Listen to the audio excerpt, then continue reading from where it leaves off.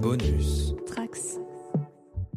C'est la rentrée, et qui dit rentrée dit devoir sur table, et ça tombe bien, puisque pour notre premier épisode post-vacances, il sera question de se pencher sur un sujet ô combien discuté, décortiqué, analysé, mais aussi maudit, au moins autant qu'un texte de philo. Je veux bien sûr parler de l'équilibrage et de son application au monde de Warhammer.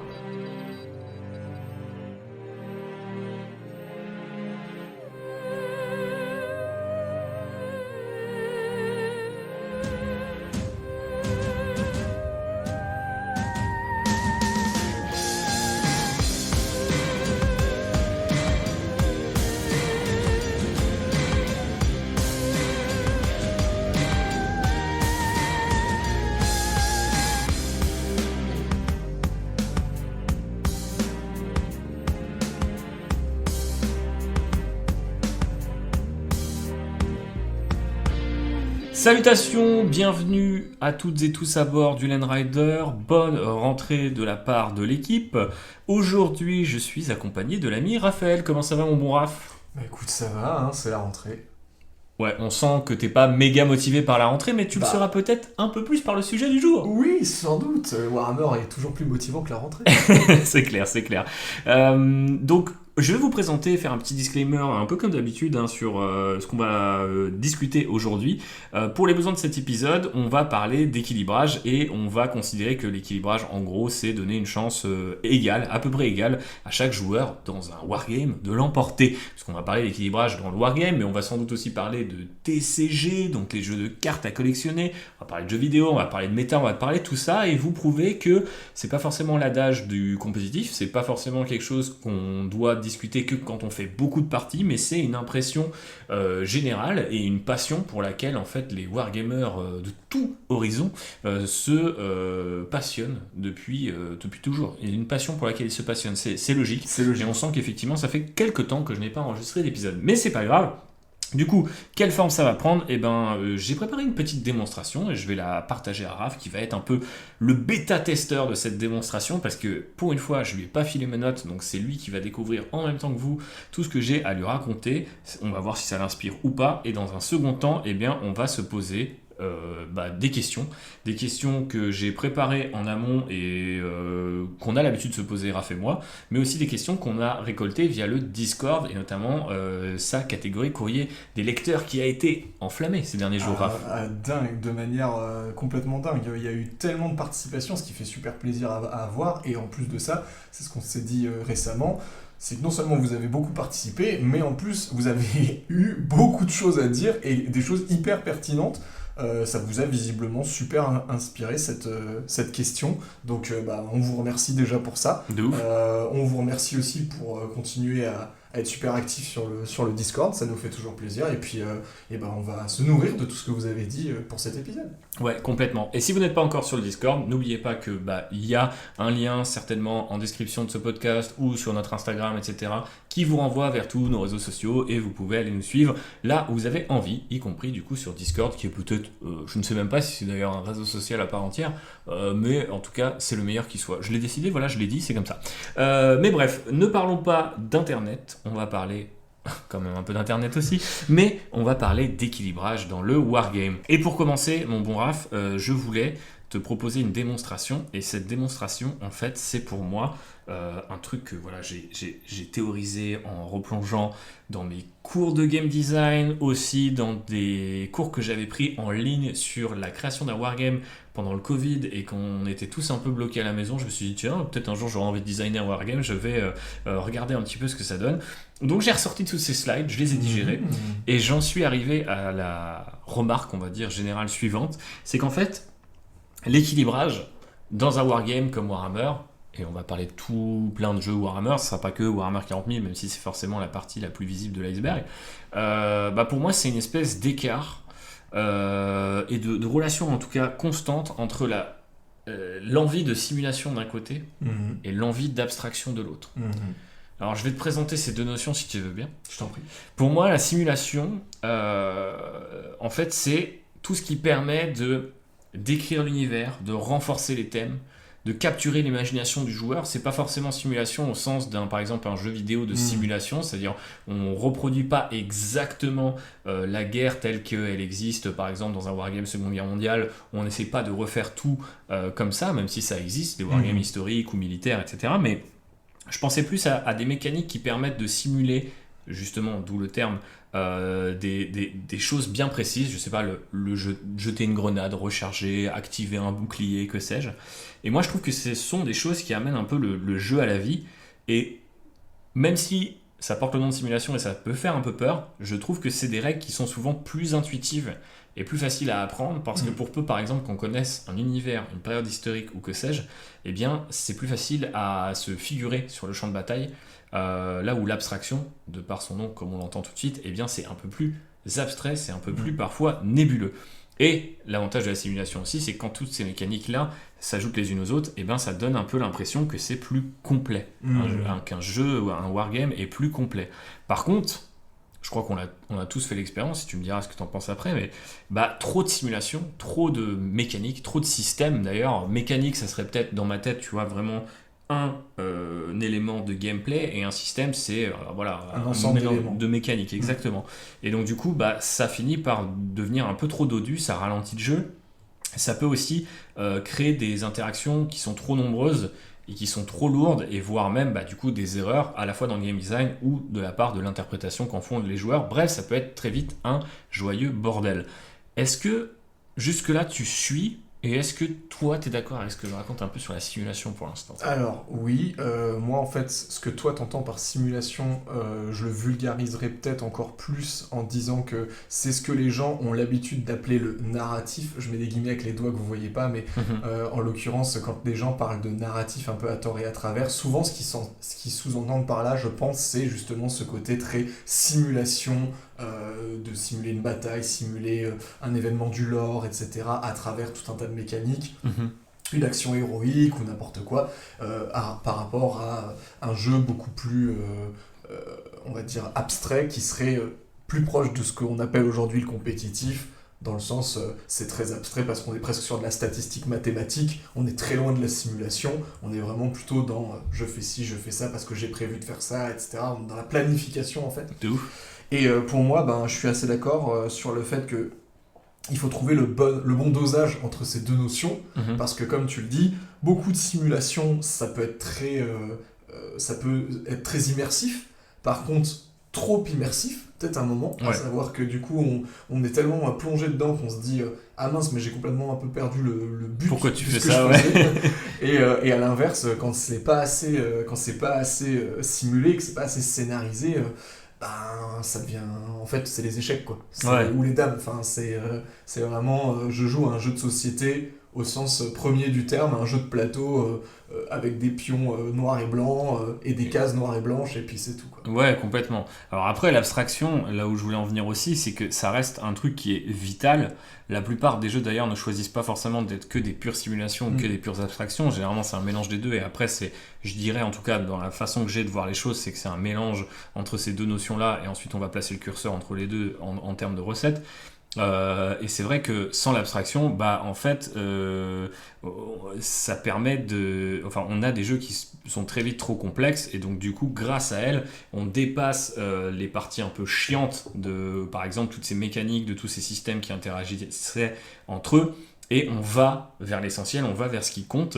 Et en fait, ça permet de faire des règles qui sont peut-être moins cohérentes avec la narration, le narratif, comme tu disais, Raph, mais qui du coup sont souvent plus agréables pour le jeu dans son ensemble. C'est-à-dire que sur le moment, ça peut paraître bizarre, mais dans la durée, dans le contexte global d'une partie, ça fluidifie le jeu, et on trouve ça plutôt cool. Un exemple que j'aurais, c'est typiquement un truc d'abstraction qui a bougé entre plusieurs éditions à Warhammer 40 000, c'est qu'avant les véhicules, on ne les baissait pas comme n'importe quelle autre figurine. Aujourd'hui, on les blesse comme n'importe quelle autre figurine, ce qui crée ce truc un peu bizarre de, des fois, avec un fusil laser, tu vas enlever un PV à un Land Raider, mais je me fais avoir moi-même. Mais du coup, ça manque des fois, tu vois, ce côté combat de véhicule. Mais souvent à la fin de la game, tu te dis, bon, en fait, ce truc-là, ça a fluidifié le jeu, ça m'a permis de faire une petite action rigolote, ou ça a été un moment fort, ou au contraire, ça m'a permis de scorer. Enfin, tu as des, comment dirais-je, des retombées positives parfois sur ce genre de truc. Après, encore une fois, il appartient à chacun de savoir si tu veux plutôt pencher du côté simulation ou abstraction. Et l'avantage aussi de l'abstraction, c'est que quand vous faites des systèmes, donc du point de vue concepteur, c'est que ça vous permet aussi d'être un peu plus vague, parce que du coup, on est moins dans un peu ce que tu disais, Raph, tout à l'heure, c'est-à-dire presque le fact-checking de chaque élément pour savoir où on en est. Malgré tout, c'est un peu le défaut de cette qualité, c'est-à-dire que ça peut justement rendre le jeu bien trop vague, trop confus, trop théorique, et surtout, et ça c'est peut-être le pire en fait dans l'abstraction, je pense, s'il y a un pire à choisir, c'est que c'est pas forcément très satisfaisant de jouer qu'avec des règles qui sont totalement abstraites, ou même dans le cas d'un wargame avec des pions qui sont trop abstraits. Donc littéralement, la différence peut-être entre une figurine Games Workshop et les pions que tu citais tout à l'heure.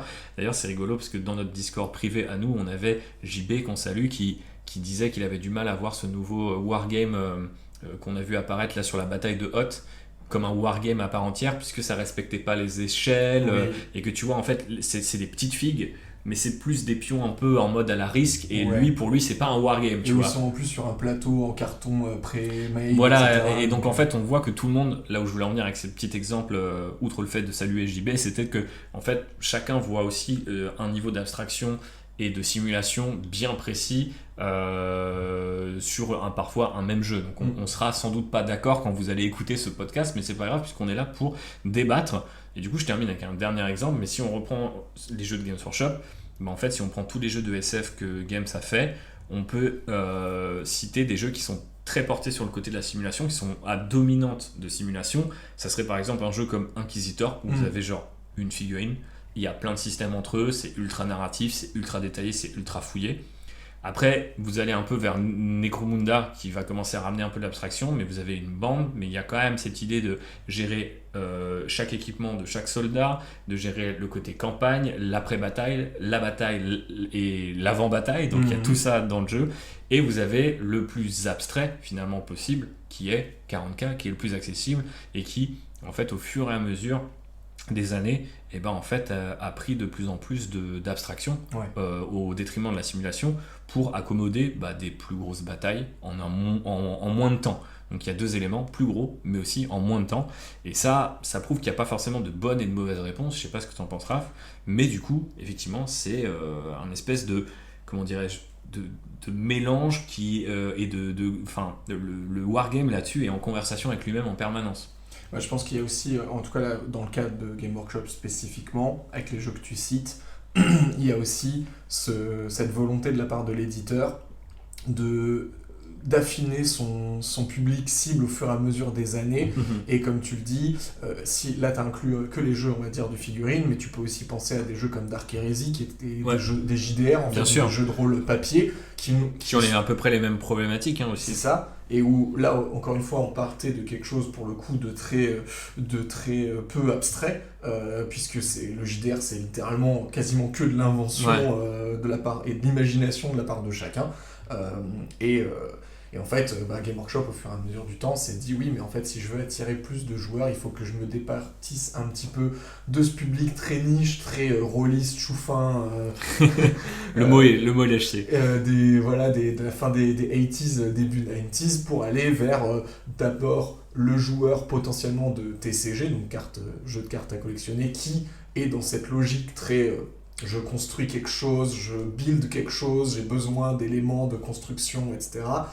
Pour ensuite aller vers le joueur de jeux de plateau, type HeroQuest ou autre, en mode un peu dungeon crawler, avec ce côté de j'ai déjà une interface, on va dire un peu plus structurée, avec un plateau de jeu, avec des figurines, mais par contre il y a encore une dimension roleplay très importante, pour finalement tendre vers, aujourd'hui, je pense, le public presque jeu de société, on sait que le marché du jeu de société a aujourd'hui beaucoup d'importance, et notamment en France, mais dans toute l'Europe, et que Game Workshop a aussi vu, je pense, ce truc-là pour se dire, bah en fait si je veux attirer ces joueurs-là, il faut que je lisse encore un petit peu plus mon game system, il faut que je le rende encore plus accessible, encore un petit peu plus abstrait, un petit peu moins immersif, parce que des gens qui ont peut-être envie de s'intéresser à l'univers, mais n'ont pas envie de se coltiner tout le background, voilà, tout le bagage intellectuel, l'effort plutôt intellectuel à faire si on veut vraiment être dans le narratif.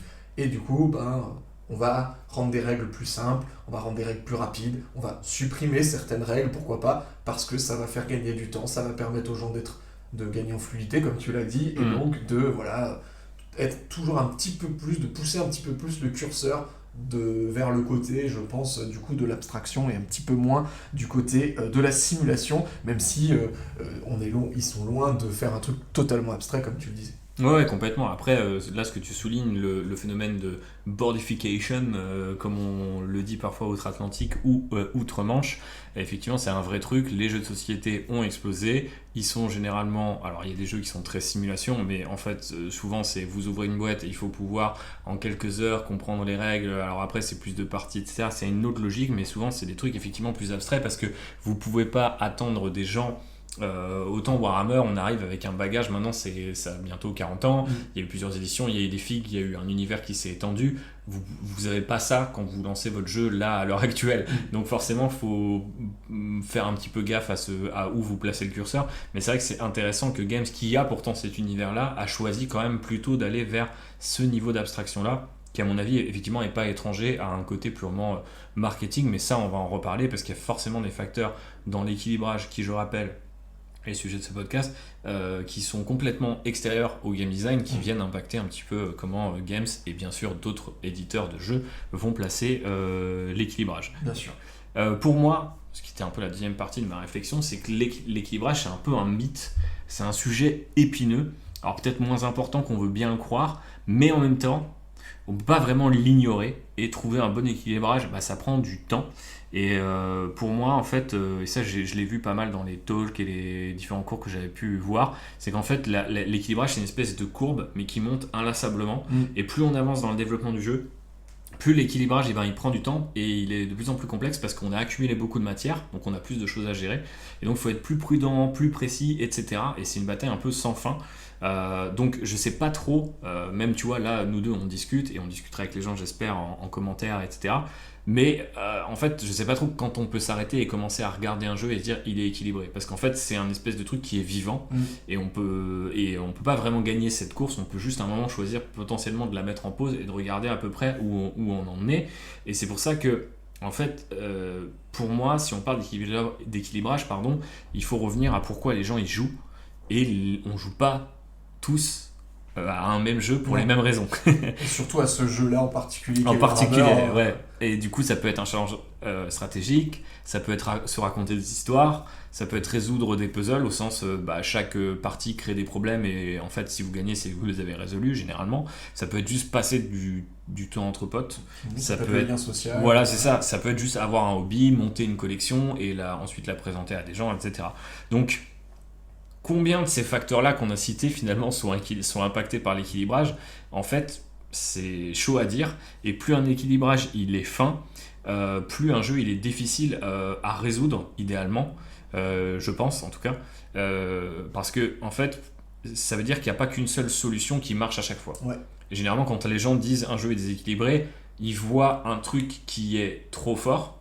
Mais il faut remettre ce truc trop fort dans son contexte général. Un truc trop fort, c'est pas forcément un problème d'équilibrage. L'équilibrage se situe plutôt dans le fait que c'est la solution à tous les problèmes. En fait, un truc peut être fort s'il résout pas tous les problèmes. Oui. Je donne un exemple. Raphaël, il joue la Death Guard, c'est ultra endurant, c'est ultra tanky, mais c'est pas mobile. Donc tu résous pas tes problèmes. Ça peut être fort. Alors après, il y a des unités qui vont, faire. Il y a quoi ? On peut imaginer le mouvement, l'attrition, la résistance. Le Prince Démon, par exemple, qui fait un peu tout. Voilà, il y a des choses qui font un peu tout, mais il est costé. Mais donc, voilà c'est ça. se fait comme ça. Donc du coup, tout le monde ne joue pas sur tous les terrains non plus. Mais c'est ça que je veux dire par, en fait, si un jeu est équilibré, il n'y a pas une seule solution à tous les problèmes. Moi, c'est un petit peu comme ça que je me le figure. Maintenant, dans un wargame, tous les éléments qu'on a, ils sont énormes. Là, Raph vient de citer le costing, mais avant ça, en fait, on pourrait se dire qu'on a les figurines, on a le list building, donc les listes qu'on fait avec ces figurines. On a le terrain, donc là où on place nos figurines. Il y a aussi du hasard volontaire qu'on introduit volontairement en jetant des dés. Bien sûr. Il y a les variables infinies que sont comment va jouer votre adversaire, à quoi ressemble son armée, quel scénario vous allez tirer aujourd'hui à Warhammer 40 000 V10, quelle carte vous allez tirer à tel tour, etc. Donc en fait, on peut... C'est ultra compliqué de savoir où on en est à un moment précis pour un jeu. Et je pense qu'à une certaine époque, je sais pas ce que tu en penseras, je te passe la parole juste après, mais il me semblait que cette idée de où on en est à un instant précis, ça n'intéressait pas Games. Ils produisaient une édition d'un jeu qui, eux, leur semblait fun, ou leur semblait fluff, leur semblait accordé à cet univers. Des fois ça marchait, des fois ça marchait pas, mais souvent ça partait du coup sur un nouveau cycle. Ouais. Et peut-être que certains codex ramenaient des nouveaux gameplays, des nouvelles mécaniques, etc. Il y avait peut-être de temps en temps des petits ajustements, mais globalement on était sur un peu comme si on prenait une photo avec un appareil instantané et qu'on reprenait une photo à l'édition suivante. Aujourd'hui on a pris une photo sur un appareil photo numérique et on est sans cesse en train de le retoucher. Ouais. Je ne sais pas comment tu vois les choses par rapport à tous ces éléments à accorder entre eux. En fait, pour moi, la recherche d'équilibrage dans Warhammer 40 000 et dans Age of Sigmar, enfin dans les jeux phares de Game Workshop, aujourd'hui, elle n'a pas de sens. Enfin, la recherche de l'équilibrage parfait, j'entends. Ouais. Pourquoi ? Parce qu'en fait, tout simplement, Warhammer est un jeu qui ne se finit pas et qui n'a pas pour but de se finir. C'est pas un jeu vidéo que vous terminez. J'ai fini Warhammer 40 000. J'ai fait les 40 000 marteaux d'hier. Non, mais dans le sens où, je vais prendre un exemple que je connais, le jeu de plateau Seven Wonders, par exemple, qui est un jeu de plateau qui a des mécaniques qui sont finies. Alors, il existe des extensions, etc. Je parle vraiment là du jeu de base. Le jeu de base, vous avez plusieurs manières de gagner la partie, que sont la science, les bâtiments, le militaire, etc. Enfin, vous avez plusieurs façons, et elles sont plus ou moins équilibrées entre elles. Moi, à chaque fois que j'ai fait une partie, j'ai jamais utilisé 2 fois la même stratégie pour gagner. Pour autant, il y a toujours au moins une personne à la table qui va utiliser cette stratégie-là à chaque partie. Ce qui veut dire que si on prend le jeu dans son ensemble, il est plutôt équilibré. Parce que c'est un jeu terminé, qui n'a pas vocation à avoir de nouvelles figurines, de nouvelles datasheets, de nouveaux détachements et tout ce que vous voulez. Donc pour ce genre de jeu, rechercher l'équilibrage parfait, oui. Mais pour un jeu comme les jeux Game Workshop, où le but de l'éditeur, c'est littéralement d'étendre tout son univers chaque fois, chaque semaine, aujourd'hui maintenant avec les précommandes, que ce soit à travers les bouquins, à travers les figurines, les suppléments et tout ce que vous voulez, en fait, ça ne sert à rien de courir après un équilibre. C'est peine perdue, tu penses. C'est ça, parce qu'en fait, on parle, dans ton épisode sur le burn-out, tu en as déjà un peu parlé, c'est aussi quelque chose que Maxou dans Rural Hammer a déjà abordé, mais à force de courir après ce qu'on va appeler la méta, dont on va reparler aussi, mais juste après. Voilà, mais c'est le point d'après. À force de courir après l'équilibrage à outrance, on s'épuise aussi assez rapidement. Alors pas tout le monde, il y en a qui sont ravis de faire ça et c'est très bien pour eux, mais si on prend la globalité des gens, quand on en discute, que ce soit nous sur le Discord, avec nos amis, ou quand on va à des conventions, etc., beaucoup de gens font ce même constat de se dire, moi ça m'épuise, en fait, cette course à l'armement, course à l'échalote, vous appelez ça comme vous voulez, mais parce que ça demande un exercice mental qui est presque, je mets des guillemets, mais presque aussi qui se rapproche d'un job, quoi. Vous faites un deuxième travail dans votre Bien hobby. sûr. Voilà. Et comme tu le dis, c'est quelque chose qui s'observe chez Game Workshop beaucoup plus récemment. Si tu prends les 40 ans d'histoire de Game Workshop, c'est effectivement quelque chose qui s'observe beaucoup plus depuis la fin des années 2010, je dirais à peu près, si je devais jauger comme ça. Donc il n'y a pas si longtemps. Il n'y a pas si longtemps à l'échelle de l'histoire, mais c'est vrai que moi j'ai des souvenirs très, très, très, très précis de ça, de la V3, la V4.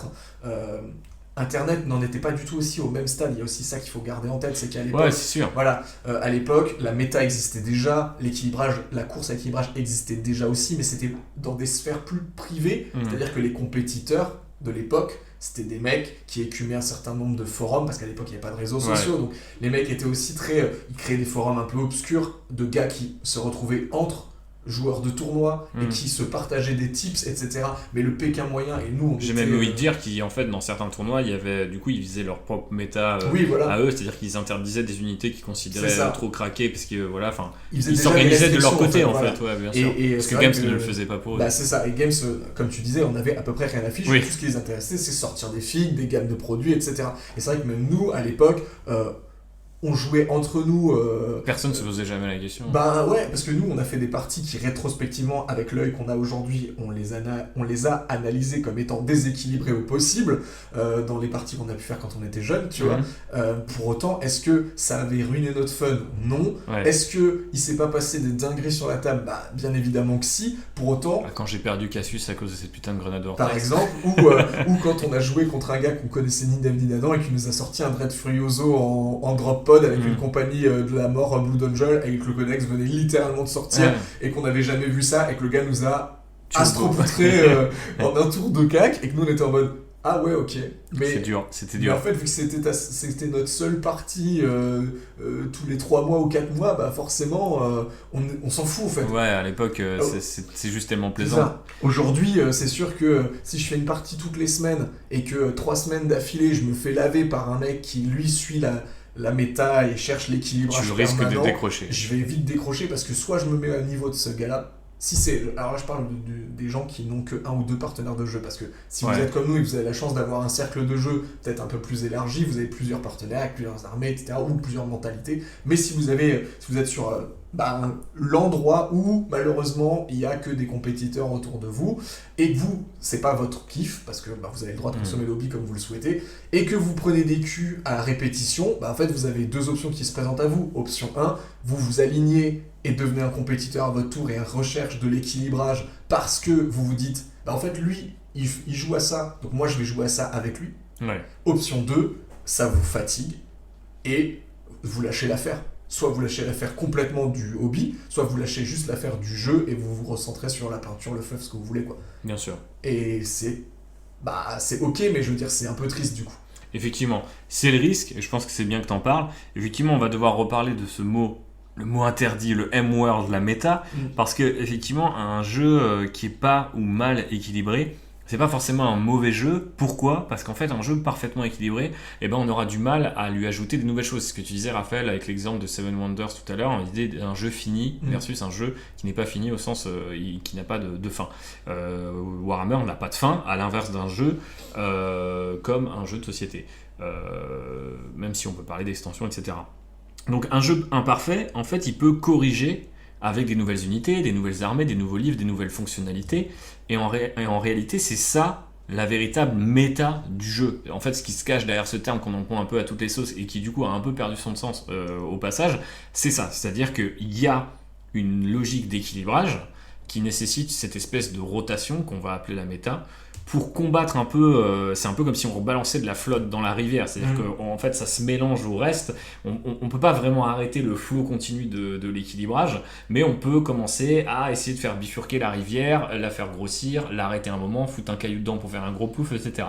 Et c'est ça qu'on essaye de faire, et effectivement du coup par nature aussi, de ce point de vue-là, Warhammer sera jamais un jeu équilibré, puisque de toute façon on va y ajouter des pièces en permanence.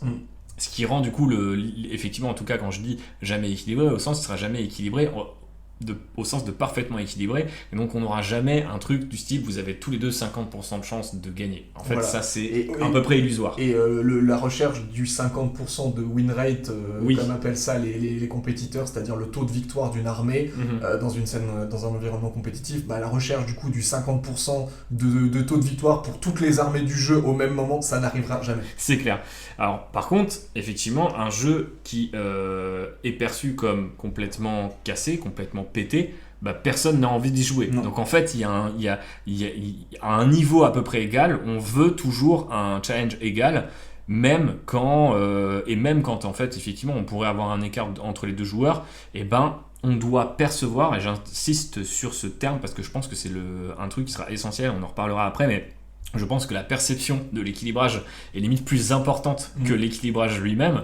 Et donc pour moi, c'est ça le plus important à propos de l'équilibrage, c'est qu'il faut que les gens aient l'impression d'avoir ce pied d'égalité. Ouais, en fait, il faut donner l'illusion que le joueur a toutes ses chances, même si dans les faits, c'est pas forcément le cas. Mais si vous commencez votre partie avec cet état d'esprit de « ouais, je peux gagner », en fait, vous allez potentiellement passer un meilleur moment que si vous partez perdant dès le départ. Exactement. Et je pense que c'est là où revient le côté marketing, revient le côté business, parce que c'est peut-être cette perception à laquelle s'est arrêté Games Workshop à une époque, parce que c'était pas forcément un pourcentage qui était visé ou une win rate, on n'avait pas les articles de Warhammer Community, MetaWatch, etc.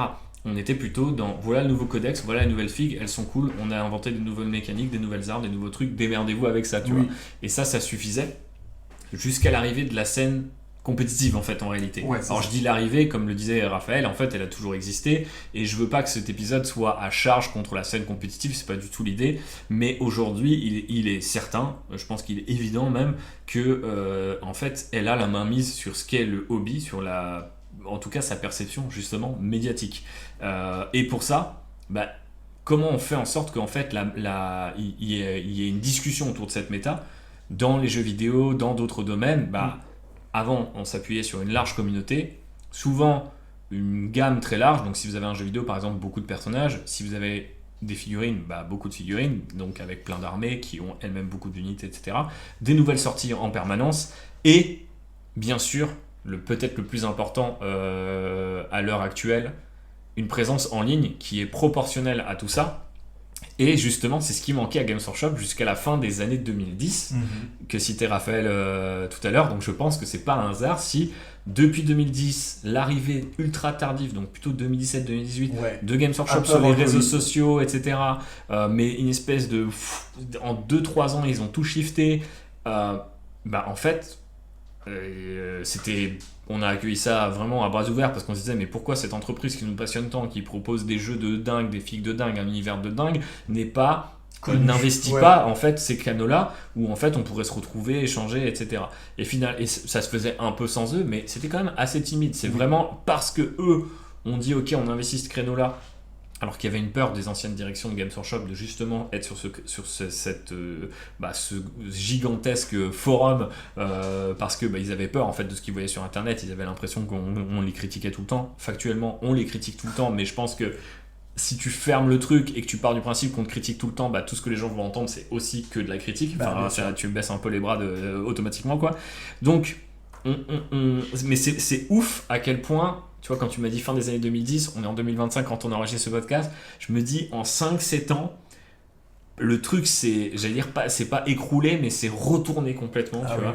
On a complètement shifté, et du coup, on se retrouve aujourd'hui avec un Warhammer qui est, à mon sens, complètement obsédé, mais genre vraiment, ça va trop loin, à mon sens, par l'idée d'équilibrage, quitte à renier sa nature narrative, être écartelé entre différents modes de jeu. En fait, du coup, les gens s'y retrouvent plus forcément.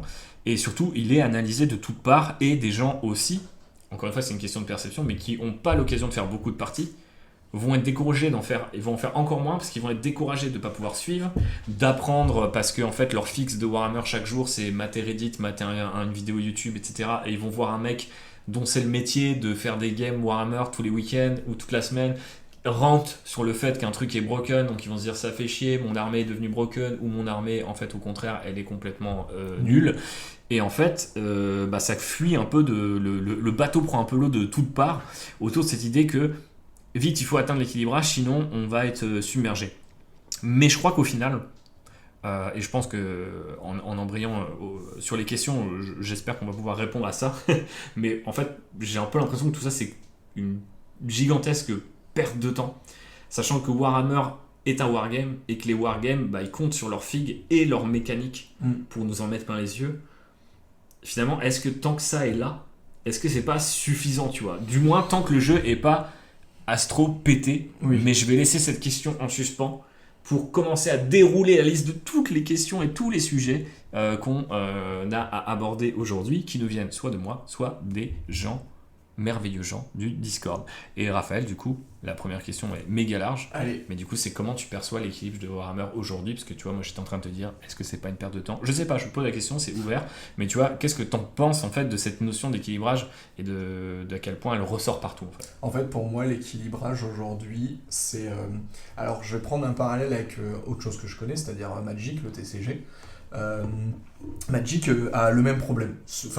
D'ailleurs, les jeux vidéo multijoueurs ont le même problème. En fait, on est dans une société aujourd'hui aussi. Ça, pour le coup, c'est vraiment quelque chose de sociétal. On vit dans une saucisse. Mais en l'occurrence, cette saucisse nous dit que la compétition c'est l'essence du capitalisme et du coup c'est le mode de vie que tout le monde doit appliquer tout le temps. Donc qui dit compétition dit dans ton hobby tu dois aussi être dans compétitif. dans ton hobby, dans tes passions, dans ton sport, dans tout ce que tu fais en dehors du travail, tu dois d'être compétitif et du coup ça tu dois travailler encore plus. Voilà, mais du coup ça prend le pas sur la pratique relax, on va dire plutôt attentiste, plutôt calme. Enfin, en gros, le hobby Warhammer, dans son essence, tel qu'il a été designé il y a 40 ans, presque 40 ans, il n'est pas vraiment il n'est pas compatible en fait, dans cette équation, avec la société telle qu'elle est aujourd'hui, à l'heure des réseaux sociaux, etc. Ils essaient, du moins. Oui, mais en fait, le Warhammer, il faut se remettre dans le contexte, c'est quelque chose un peu slow life, un peu tranquille. Vous prenez du temps. Peindre vos figurines, c'est un processus long. Apprendre les règles du jeu à l'époque, c'était un processus long. Voilà, aujourd'hui, il faut que tout aille très vite. Et donc, il faut que tout soit équilibré. Il faut que l'armée qui sorte là, elle est même pas annoncée. Enfin, en gros, vous avez vu 3 figurines. Il faut que ce soit la meilleure. Donc elle pète toutes les autres, et qu'elle mais vienne dans pas l'écosystème, mais pas trop, parce que sinon on va être accusé de mais on l'a volontairement rendue trop forte pour vendre les figurines. Et si elle est nulle, c'est oh là là, ils sortent une nouvelle armée, mais regardez, elle est nulle à chier, personne va l'acheter. Tu vois. Enfin bref, il y a jamais. En fait, ça ne va jamais à personne. Après, donc, c'est le fameux dicton. On déteste 2 choses. Le changement et l'absence de changement. Exactement. Et du coup, ça rejoint ce que tu dis dans la perte de temps, c'est-à-dire qu'effectivement, voilà, et du coup, pour revenir à mon comparatif avec Magic, donc Magic souffre du même problème, et qu'est-ce qu'a fait la communauté, pour le coup, pas l'éditeur, Wizard of the Coast qui édite Magic, ils sont en roue libre totale à vous proposer des nouveaux sets de cartes qui sortent maintenant, je crois, tous les 3 mois ou 2 mois. Enfin, on retrouve cette même logique de inonder le marché, les collabs, les trucs et tout. Et faire des patchs d'équilibrage, ce qu'ils appellent des ban lists, où c'est je bannis des cartes des tournois, j'autorise des cartes, etc., pour qu'il y ait une méta qui tourne. Et ce qui n'a pas encore eu lieu à Warhammer, mais qui, je pense, va avoir lieu à un moment donné ou un autre, ça, c'est la communauté qui me donnera raison ou pas, mais ce qui s'est passé dans Magic, c'est qu'en fait, à un certain moment, il y a toute une portion de joueurs, les joueurs plus casual, plus narratifs, on pourrait appeler ça, mais plus même juste joueurs du dimanche, ce qu'on appelle le table Magic, c'est-à-dire en gros, vous prenez les cartes que vous avez dans votre collection et vous jouez sur la table du salon, quoi. Il faut savoir que c'est le plus grand nombre de joueurs de Magic, de la même manière qu'à Warhammer, la majorité des joueurs, c'est la plus silencieuse, c'est juste celle qui fait comme nous des games le samedi soir avec une bière et des chips, quoi. Et en fait, cette majorité de joueurs-là s'est dit « Mais moi, j'en ai un peu marre de suivre la méta, l'équilibrage, ça me fatigue. Du coup, qu'est-ce que je fais ?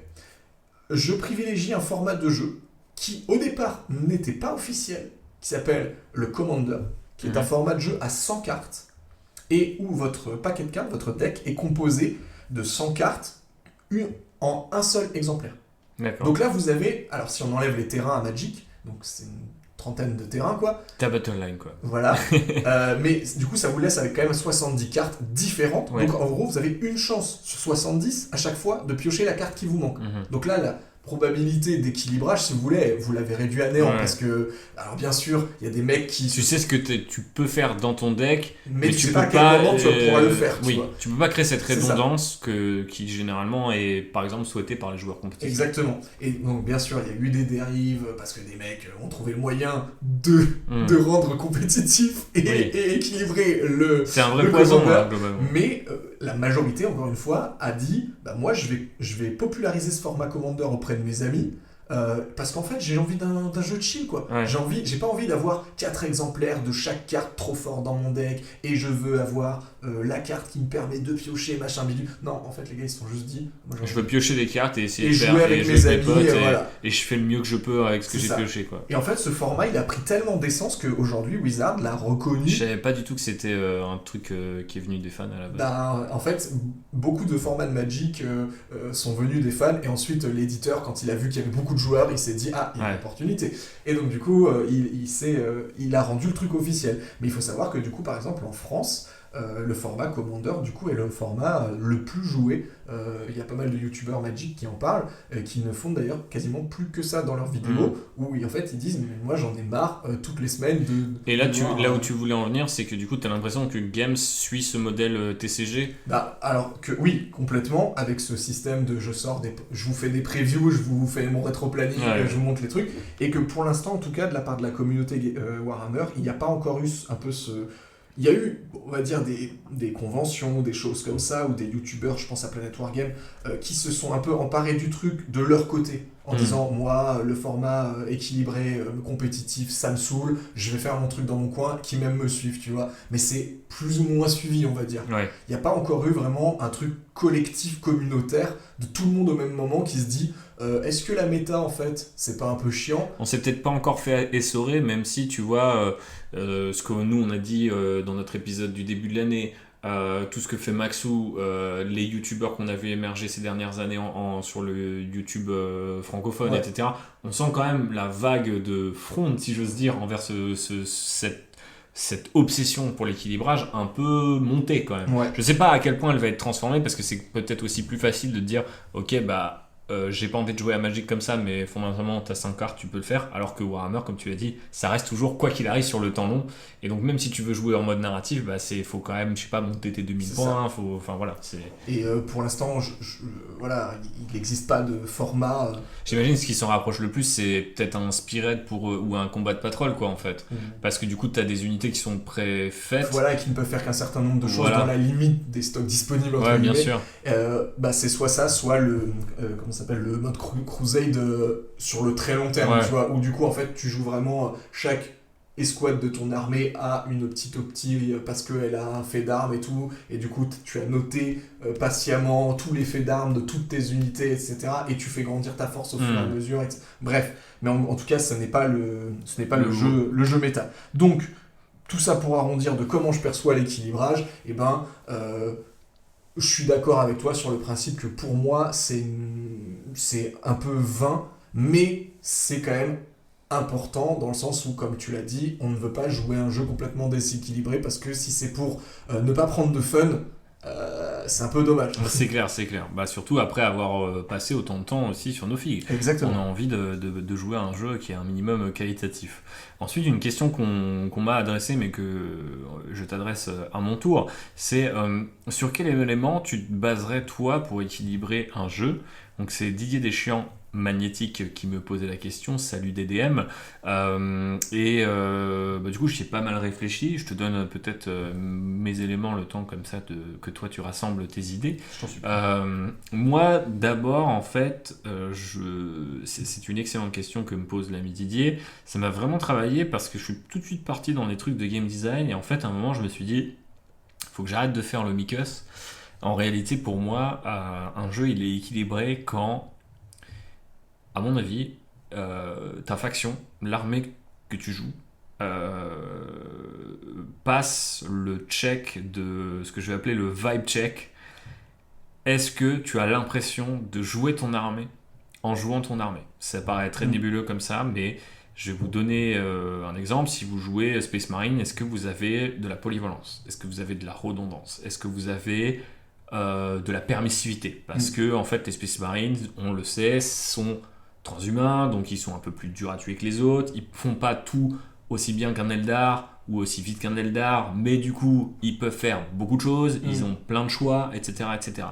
Et je pense que ça devrait être l'identité d'une faction qui détermine cet équilibrage, et je pense que fondamentalement c'est toujours un peu la volonté cachée derrière le game design de Games Workshop. Ouais. Elle tend à disparaître parce que c'est plutôt une logique de simulation par rapport à ce qu'on disait tout à l'heure et pas une logique d'abstraction, mais on injecte toujours plus d'abstraction. Donc cette idée-là que la faction est respectée, parfois elle peut disparaître sous des couches d'abstraction, et je crois que c'est ce que je ressens actuellement, par exemple, en jouant la garde impériale. Donc pour moi c'est important de me dire, en fait fondamentalement, si du jour au lendemain on rework ma faction et on me dit tes gars ils tirent à 5+, ta sauvegarde c'est 6+, je suis encore plus en mousse, mais si je peux swarm la map, si je peux jouer plein de tanks, si je peux jouer de l'artillerie qui est pas nerfée dans tous les sens, si je peux mettre tous les canons et ils touchent, ou alors je peux avoir des fusées éclairantes, des sentinelles, des trucs pour guider mes tirs. En fait, si ce que j'arrive à recréer sur la table c'est l'idée que je me fais d'une faction, j'ai l'impression que le jeu est équilibré, en tout cas pour ma faction. Et parfois, malheureusement, l'abstraction vient casser ça. Et je crois que c'est ce que j'ai vécu là sur les bientôt 3 ans de V10 en fait. C'est-à-dire que mon armée, pour avoir fait maintenant, et c'est la première fois que je suis avec autant de fidélité une édition, et c'est ça que je m'en suis rendu compte, j'étais en mode merde, ça colle pas. Et je pourrais presque aussi te jouer ma carte Joker, mais te dire que par exemple, toi, en début de V10, t'as pris la Death Guard et t'as pas reconnu la Death Guard. Et il y a eu un vrai truc là-dessus de la part des joueurs qui se sont dit, mais attends, c'est bizarre, tu vois. Et le rework de la faction est énorme en ce sens, et maintenant, c'est ultra tanky des enfers, mais du coup c'est la Death Guard, tu vois, c'est pas autre chose. Et pour moi c'est donc ça qui est important. Alors après, des fois je joue contre toi, il y a des frustrations et ça peut me faire chier, mais pas tellement parce que tes mecs sont tanky, mais parce que moi j'ai l'impression de pas pouvoir faire ce qui normalement est ma faction, et du coup je perds. Donc on revient à un truc de genre, j'ai pas l'impression que le jeu est déséquilibré, mais j'ai peut-être cette perception que avec des petits changements, j'aurais quand même l'occasion de passer un meilleur moment, on va dire. Et donc je pense que l'identité de la faction pour moi c'est super important. Et d'ailleurs il y avait une remarque de Johnny Flingo qui disait aussi qu'on l'avait un peu perdu de vue et que maintenant on avait par exemple, tu vois, toutes les battle lines, il citait un peu tout ce qui est sur un body Space Marine, c'est à peu près autour du même nombre de points. Et il disait en fait maintenant c'est nimp parce qu'un Plague Marine il a rendu 6 et il a 6 armes spéciales dans 10 trucs. Et t'as encore des mecs qui ont 2 armes spéciales et qui sont en du 4, tu vois. Et en fait, on est rentré dans des écarts qui sont un peu zinzin, mais c'est dans la logique de ouais, en fait, une Battle 9 elle doit coûter à peu près. Ok, d'accord, mais c'est abstrait. C'est pas. En fait, je sais pas, je trouve que c'est pas normal, entre guillemets, tu vois. Et je pense qu'il faudrait vraiment recheater les trucs. J'ai toujours pas l'impression de jouer plus d'unités quand je joue garde contre certaines factions. Et même des fois contre des armées un peu élites comme la Death Guard par exemple. Donc je trouve que l'identité d'une faction jusqu'à l'unité précise c'est important. Et après pour moi c'est la structuration des listes. Et ça il y a notamment l'ami Jadot et plein d'autres qui l'ont remarqué. C'est qu'aujourd'hui on a un système de list building qui est hyper simple, hyper permissif. Mais je crois qu'en fait ce problème c'est que du coup il a plus du tout de simulation injectée à l'intérieur de lui, tu vois. Tu peux avoir des listes avec 3 capitaines, ce qui n'a aucun sens. Tu peux avoir tu vois, t'as trop de trucs comme ça et du coup je sais pas, bien sûr il y a des gens qui respectent des trucs thématiques, il y a des gens qui respectent des trucs on va dire un peu tu vois, une unité un peu de chaque, mais globalement ça manque et ça a un peu disparu, c'est à dire que malgré le fait qu'au début de la V10 on était tous en mode oh, c'est quand même un peu bizarre, du coup ça veut dire quoi, on peut jouer 9 Dreadnought, je sais pas quoi, ouais ok c'est rigolo, mais en fait aujourd'hui les listes un peu comme ça ultra polarisées c'est devenu, j'ai l'impression en tout cas dans mon ressenti c'est la norme. Quand je vais à l'assaut je vois rarement des listes où il y a un gars, un transport, un tank, une petite unité de moto, un petit land speeder. Non, le mec il va jouer full infanterie ou full moto, ou tu vois, c'est ce genre de truc quoi. Et je trouve ça un peu dommage. Donc toi, comment toi tu équilibrais les choses? Bah moi c'était le boss de Games. Ça rejoint un petit peu ce que tu dis, c'est-à-dire moi je vais pas me faire des copains là-dessus, mais pour moi l'équilibrage doit passer par la frustration, dans le sens, pour moi l'équilibrage il doit passer par la limitation. En fait, aujourd'hui, on est dans un système, comme tu le disais, qui est très permissif et c'est super cool pour plein de choses parce que pendant des années, on s'est tapé des systèmes limitants. Donc, vous allez me dire, c'est plutôt bien, mais en fait, trop limitants. Du coup, c'était presque débile parce que, il y avait ce système de détachement avec des PC, avec des machins. Et en fait, c'était plus une usine à gaz qu'autre chose, surtout sur la fin de version. Et on n'a pas envie de passer du temps sur un truc qui est pas la game. C'est ça. Mais aujourd'hui, on est un peu allé dans l'extrême inverse parce que, comme tu dis, ça donne lieu à des aberrations de liste avec, moi, je peux jouer 3 capitaines normaux, 3 capitaines Terminator et 3 capitaines à réacteur dorsal parce que c'est pas la même fiche d'unité. Ouais, c'est ça. Donc qu'est-ce qui m'empêche de mettre une armée à 9 capitaines? Rien aujourd'hui, bref. Et en fait, pour moi, aujourd'hui, si on veut équilibrer, c'est obligatoire de passer par de la restriction. C'est-à-dire que si mon adversaire et moi, on veut avoir, alors on l'a dit, statistiquement, on n'a pas les mêmes chances, mais avoir au moins l'impression d'avoir les mêmes chances, ça doit passer par un système de tu joues garde impériale et tu as accès à moult tank. Par contre, le fait que tu aies moult tank, ça te limite sur, je ne sais pas, par exemple, tu ne peux prendre qu'un certain nombre de... je sais pas moi, tu peux pas prendre de sentinelles. Genre, je sais pas, si tu passes un certain nombre de tanks, t'as pas le droit aux sentinelles. Parce que t'as déjà plein de tanks. Oui, ou alors en fait, tu pourrais faire. Tu veux ces tanks-là, il faut prendre ce qu'on appelait des taxes. Oui, voilà, c'est ça. Vois, quitte à ce que ça soit aussi des tanks, mais pas ceux que tu veux. Tu vois, c'est ça. Mais, et en fait, donc, nous on parle souvent, parce qu'on a connu ça, des schémas de structure d'armée, 1 QG, 2 troupes, élite, attaque rapide, soutien. le problème qu'il y a avec ça, c'est que pour ceux qui ont connu cette partie-là du jeu, vous avez peut-être en tête que certaines armées étaient très très déséquilibrées à ce niveau-là.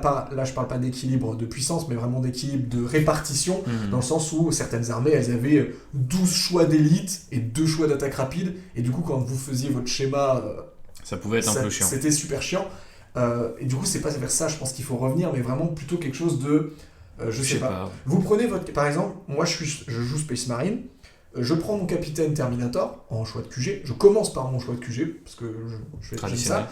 Je prends mon capitaine Terminator. Restriction qui s'applique. Du coup... Tes autres capitaines grisés. Tes autres capitaines sont grisés. Et tu as le droit de jouer une unité... tu as le droit de jouer 2 unités de Terminator. Mais par contre, une fois que tu as pris ton capitaine et tes 2 unités de Terminator, il faut que tu choisisses autre chose. Par exemple, tu prends un lieutenant normal. Tu as le droit de mettre 1, 2, 3 escouades d'intercesseurs, etc. Et en fait, c'est un peu ce que fait Age of Sigmar, mais je trouve mal, avec le système On le comprend pas, mais oui. Mais avec le système ça de m'a fait penser à ça. qui est pas je sais plus comment ils appellent ça, de bataillon. T'as des généraux qui te débloquent des héros, je crois que c'est ça le terme. Ça. En gros, en fait, t'as le côté vraiment big boss et mini boss. Ouais. Donc en fait, quand tu sélectionnes un big boss, ça va te débloquer une sélection de mini boss. Et une des sélection unités. d'unités, mais seulement certaines unités. Par exemple, moi qui joue... que tu peux placer dans un détachement, donc en fait, au pire, tu les sors de ton détachement. Donc c'est un peu, encore une fois, on retombe sur ce qui était plus V9, V8 à 40 000, le côté, tu passes du temps à savoir combien de détachements tu veux jouer et tout. Ce qui est pas intéressant, moi, que je trouve pas très très intéressant. Après, si on ne devait pas revenir au côté schéma de construction d'armée... je pense qu'à défaut, ce serait mettre des limitations dans chaque détachement et avec des 0-1, tu vois, des unités obligatoires sur tel truc ou des unités limitées sur d'autres. Je pense que ça serait pas déconnant de le faire au moment où tu sélectionnes tes détachements, notamment pour que un détachement Ravengard qui te le dit déjà avec les stratagèmes et les par exemple les améliorations, etc. Effectivement, on te dit joue du Phobos, joue du Jetpack. Mais tu vois, en fait, fondamentalement, tu débloques aussi un truc qui fait que t'es plus difficile à toucher, donc t'as peut-être aussi envie de mettre des tanks et des trucs. Donc en fait, on a vu beaucoup d'aberrations au cours de la V10 de un détachement qui a une mécanique qui est exploitée, mais pas dans le thème du détachement d'origine. Pour reprendre la garde, il y a le point de l'empereur, le marteau de l'empereur, donc c'est le truc qui est consacré au tank. Vous avez une advance auto. Tout le monde, maintenant plus tout le monde, mais il y a eu un moment où beaucoup de joueurs garde le jouaient full transport parce que les transports avaient le mot-clé escadron, je crois, et du coup ils pouvaient faire ces advance auto à 6, et du coup avoir des transports qui fusent dans tous les sens, c'était ultra fort, notamment avec les Taurox qui vont déjà de base et où tu peux débarquer après avoir advancé et des trucs comme ça. Donc en fait tu voyais des listes qui étaient censées être des listes thématiques en mode joue que des tanks et tout, c'est trop stylé. Et en fait, les gens jouaient des transports. Et tu vois, en fait, je trouve que la mécanique de la V10, la structuration de la V10 se détourne, elle est trop facilement détournée. Ouais. Et parce qu'elle n'a zéro restriction. C'est ça. Par exemple, en Deathguard, le marteau de Mortarion, qui est une des listes les plus jouées en compétitive, qui vous permet en gros dans le fluff, c'est plutôt cette idée de, en fait, la Deathguard est une force un peu de siège et va bombarder l'ennemi. En fait, aujourd'hui, c'est extrêmement joué. Pourquoi ? Parce que ça vous permet de placer la contagion de la Deathguard au début de chaque tour à distance. Et ça tombe bien, vous avez les Terminators du linceul qui peuvent faire passer pouces de tout ce qui est contagionné. Ou on vient de complètement détourner le but du détachement. C'est ça, tu vois, et je pense qu'en fait, un détachement comme ça, tu mettrais juste, tu peux prendre qu'une unité des Shrouds. Voilà, tu vois. Ou même tu peux même pas en prendre parce que c'est un détachement axé sur les véhicules et les machines. Par exemple, en plus, surtout que, en fait, c'est ça le truc, c'est ça qui est souvent étrange. Alors après, dans la rotation dont on a déjà parlé, que ce soit en TCG ou dans les jeux vidéo, etc., il y a rarement un hard lock sur le fait que, ok, maintenant ce perso il est ban, ce perso tu peux pas le jouer. Alors toi, tu parlais des cartes qui sont ban. Ouais. Les persos, c'est souvent, on va les limiter. Après, c'est vrai qu'en compétitif, il arrive, par exemple, je sais pas, sur Overwatch, il y a certains persos, là, ils ont un nouveau mode de jeu Stadium, et ils ajoutent les persos progressivement, ils en enlèvent, ils en rajoutent et tout. Donc en fait, et c'est d'ailleurs aussi ce qu'ils font avec Kill Team. Oui. Donc il y a des notions d'équilibrage comme ça, plus macro, qui sont assez intéressantes, mais fondamentalement, je trouve que quand c'est extérieur à l'univers, je sais pas trop comment dire, en fait, quand c'est justement trop abstrait, moi je trouve que c'est un peu con. Ça devient même plus abstrait, ça devient un peu arbitraire. Ça me ferait chier, tu vois, qu'un jour on arrive sur ça à Warhammer 40 000, je vois pas comment ça pourrait marcher, mais imaginons 2 secondes. Ah bah les Lehman Russes, c'est trop fort. Bah du coup, tu peux plus jouer de Lehman Russe, faut que tu passes à une méta full et là on est Rogaldorn. Genre, non mais au pire c'est pas grave, je paie mes 20 points de plus et je vais les jouer. Enfin, ça fait chier comment dirais-je, de locker forever une unit, mais c'est vrai que vu qu'il crée une rotation, et que dans chaque codex, tu as à peu près 6 détachements en moyenne, peut-être un peu moins, mais du coup, oui, tu pourrais très bien dire dans ce détachement-là, tu peux pas jouer telle unité, mais au pire, tu tournes la page et tu peux la jouer, et chaque partie est différente. Ou alors, en termes d'équilibrage, ils prennent une position assumée, c'est-à-dire qu'ils font ce que tu viens de dire, c'est-à-dire tu n'as plus le droit de jouer les Lehman Russes en compétitif. C'est-à-dire qu'il crée un format qui s'appelle le format compétitif. Où il fallait qu'on en parle. Est-ce que séparer les choses, plusieurs gens l'ont mentionné sur le Discord. Parce que effectivement, aujourd'hui, mettre cette notion d'équilibrage et de compétitif dans le jeu de Monsieur Tout-le-Monde, on l'a dit, ça peut créer des frustrations, ça peut créer de l'agacement, etc. Ça peut créer de l'épuisement. Du coup, et c'est ce qui se faisait avant que GOE s'empare du compétitif, comme tu le disais, les compétiteurs ne devraient pas avoir leur jeu où là pour le coup ça tourne tout le temps, il y a tout le temps des révisions de liste, machin, il y a des bans d'unités, pourquoi pas, parce que au championnat du monde le mec il a joué un spam de cette unité, donc maintenant ça impacte tous les autres joueurs, etc. Let's go, tu vois. Et il y a sûrement plein de mecs qui poncent le jeu en mode dans ses retranchements, qui seront, je pense, ravis de ça, tu vois, qui seront en mode genre ah ouais, comme ça, moi c'est un truc, je vais pouvoir... tu vois, genre, si on me prive de mon unité, comment je vais faire pour... Bah, je reconnais... parce qu'il y avait une question une remarque de Cyprien qui était très intéressante, qui nous demandait est-ce que l'équilibrage c'est l'adage des compétiteurs. Je pense qu'on a répondu qu'en fait, nous, on peut être intéressé par les notions d'équilibrage, mais si on entend par l'équilibrage ce côté problem solving de la méta, là par contre c'est là où moi je décroche. Ouais, bah bien sûr. Mais du coup, effectivement, tu pourrais créer un espace dans lequel ça c'est permis et limite encouragé, parce que je pense qu'il y a un vrai fun à faire ça. Ah oui, oui. Mais il y a des mecs qui c'est leur dada vraiment. Voilà, c'est ça. Il y a des gens, c'est pas leur fun, quoi. C'est un peu ça qu'il faut réussir à articuler, quoi. Complètement. Mais bon, après, comme on le disait, c'est une question qui restera sans doute sans réponse, même à l'issue de ce podcast. Mais en tout cas, c'est toujours vivant et ça rend forcément les potentielles solutions qu'on vous propose ici comme juste des trucs à tester, c'est pas forcément la panacée. Maintenant, une question que je voulais te poser, c'est est-ce que l'abstraction, pour revenir à certains éléments plus précis de cette notion d'équilibrage, et notamment cette idée d'abstraction, est-ce qu'elle va pas désormais un peu trop loin à 40K ? Je pense notamment à des règles qui sont devenues moins savoureuses pour certaines armées, flavorful en anglais, je traduis savoureuse, mais vous voyez cette idée justement encore une fois que la faction est la faction, que vous jouez bien cette faction-là. Je trouve qu'en fait on est arrivé, j'avais peur du système de détachement en V10, je suis pas devenu un hater, j'ai même plutôt trouvé ça sympa, mais je trouve que là, maintenant qu'on a presque tous les codex, on peut quand même dire qu'on retrouve un certain nombre de détachements d'une armée à l'autre qui ont les mêmes mécaniques. Ouais. Je pense par exemple au détachement mécanisé, où c'est toujours je sors d'un transport, j'ai un bonus. Ou je rentre dans un transport, j'ai un bonus. J'ai l'impression que ça crée cette logique d'abstraction de genre t'as des outils que moi j'ai. On gagne du temps.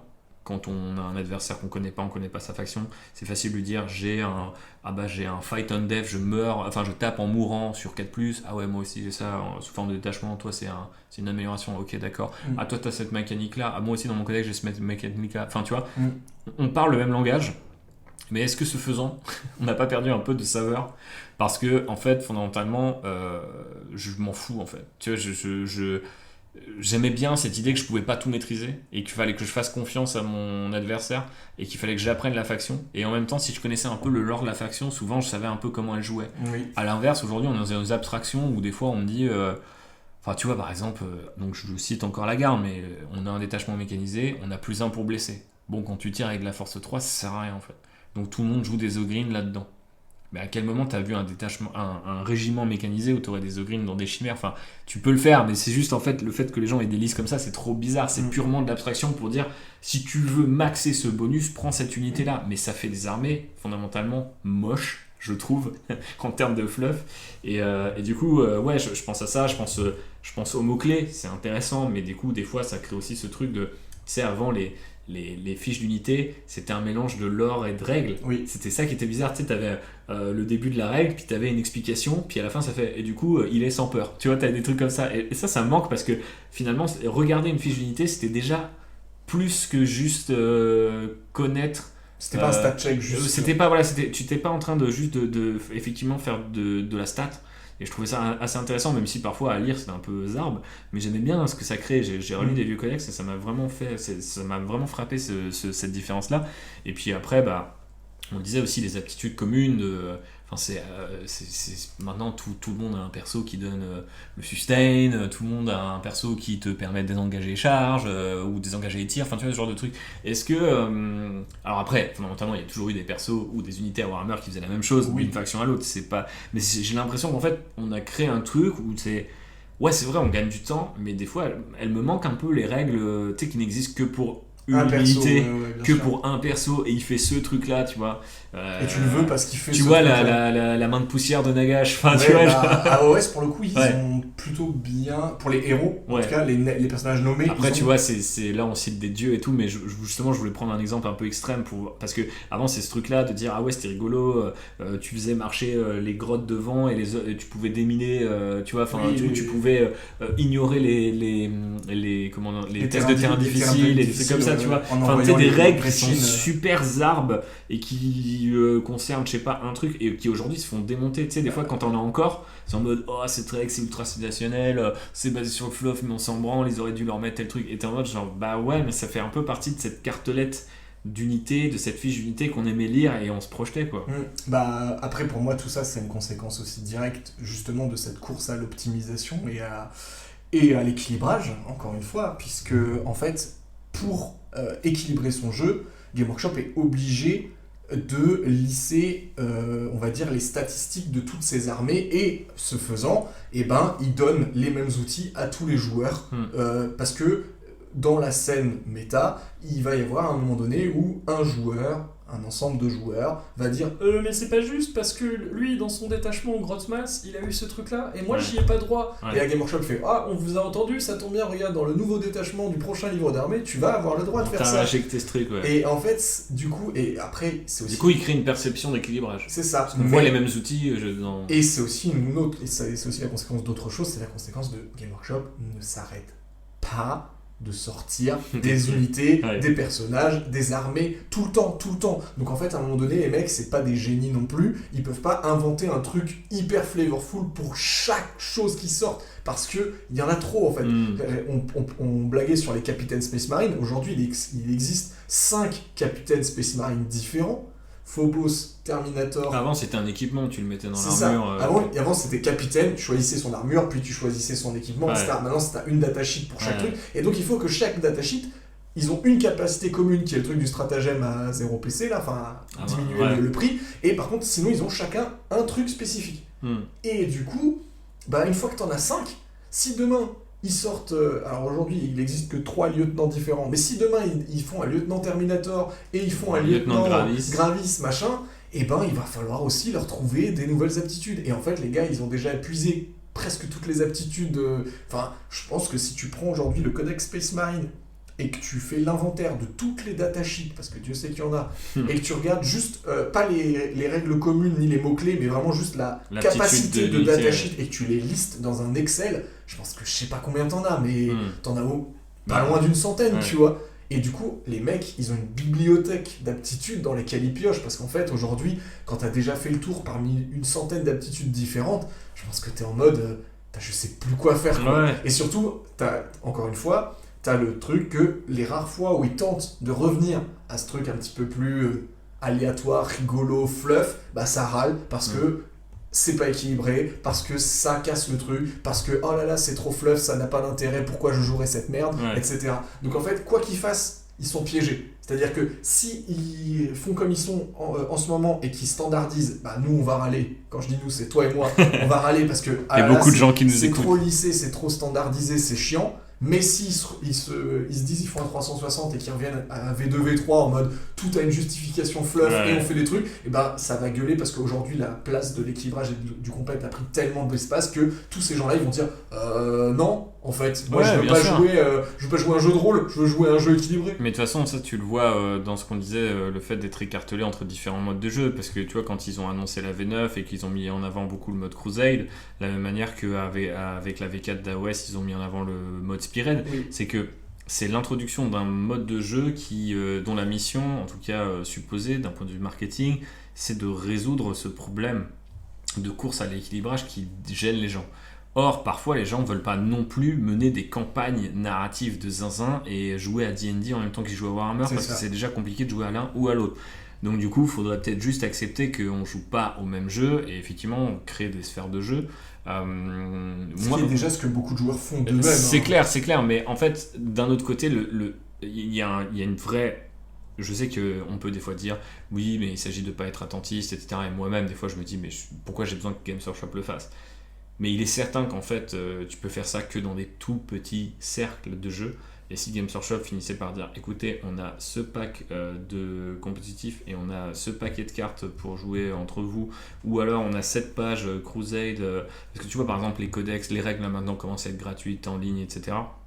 À quoi serviraient les codex en fait? Pour moi, du coup, Pour la V11, c'est une question que beaucoup de gens c'est se ça, posent. mais en fait, pour moi, du coup, bah, tu réinvestis le livre en disant ok, si vous voulez jouer à Warhammer 40 000 de manière turbo compétitive, vous avez votre app toujours à jour. Si vous voulez jouer en mode chill, Vous avez c'est-à-dire votre codex qui fait foi, quoi. en fait, j'appellerais presque ça le mode narratif dans lequel il y Oui. aurait une section Crusade, c'est-à-dire si tu veux mener une campagne, tu joues comme ça. De la même manière qu'à Warcry, tu peux faire une game comme ça et Oui. tu peux mener une campagne. Tout à fait. Et t'as un système de campagne qui est assez touffu. Enfin, il ouais, est pas oui, non avec plus. des péripéties, C'est pas etc. Necromunda, mais t'as pas mal de petits trucs. En fait, tu pourrais faire ça, tu vois. T'as tes codex, et tes codex, c'est que pour des gens qui veulent jouer cette armée parce qu'ils aiment cette armée, pas juste parce qu'elle est méta ou parce que les nouvelles filles viennent de sortir. Et du coup, je pense que ça pourrait être une solution. Après, de toute façon, comme tu le dis, eux, ils sont dans la machine, elle ne cesse d'être alimentée, elle va pas s'arrêter du jour au lendemain.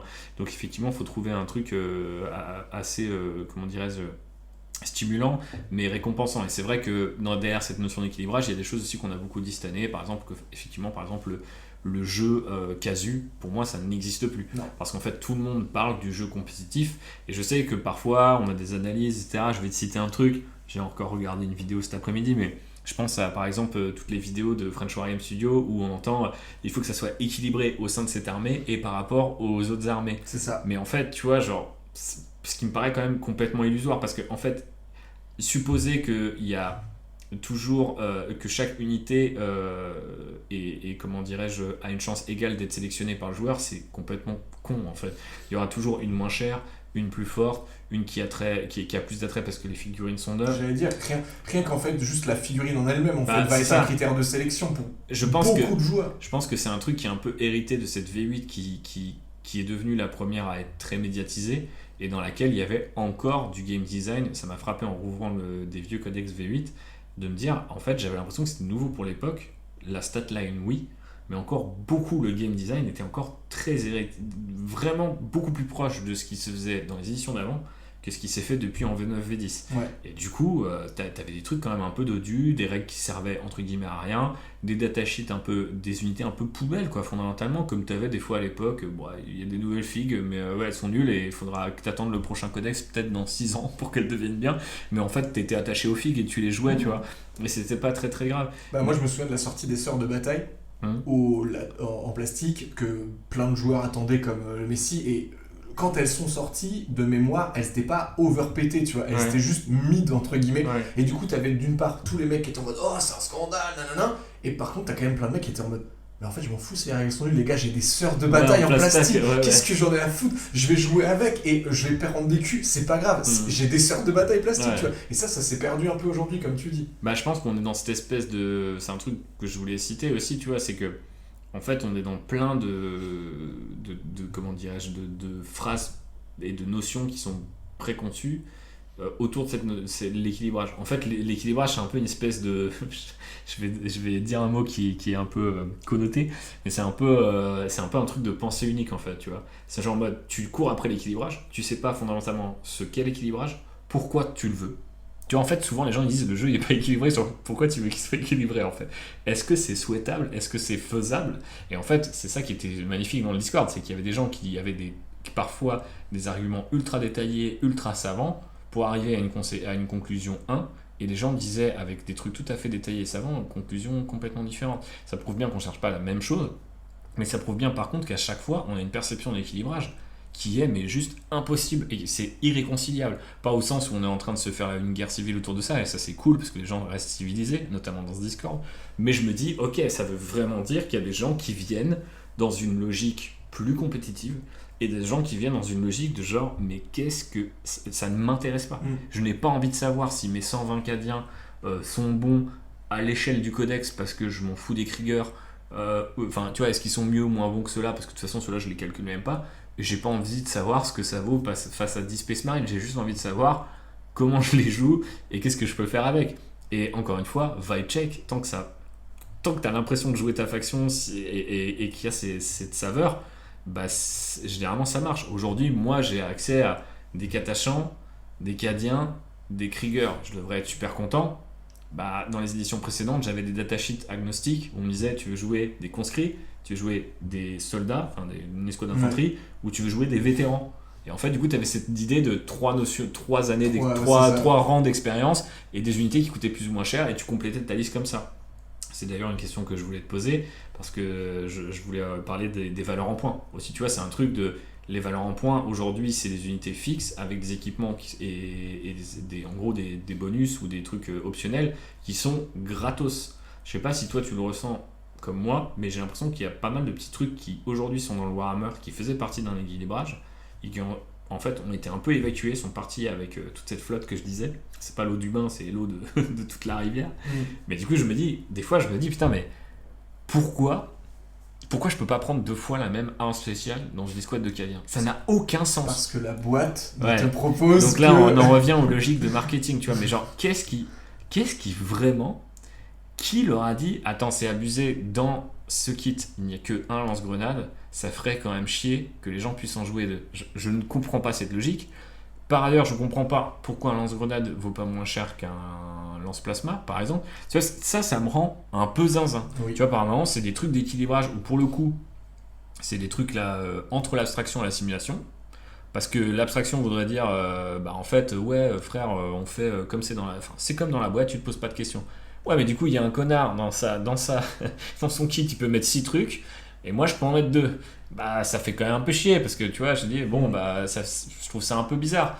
Et du coup, pourquoi j'aurais pas, par exemple, ok, je peux en mettre que 2, mais du coup, c'est moins cher. Donc, à la fin des fins, bah, je peux mettre quand même plus de trucs dans ma liste. Et ça, c'est des trucs de... Je sais pas, hein. En fait, aujourd'hui, c'est quand je parlais de pensée unique aussi, c'est là-dedans, c'est que j'ai l'impression que l'équilibrage, c'est un espèce de truc un peu monolithique. À une époque, j'ai l'impression que c'était quand même moins bien compris, moins bien géré par Games Workshop, mais du coup, on pouvait peut-être commencer à bidouiller soi-même.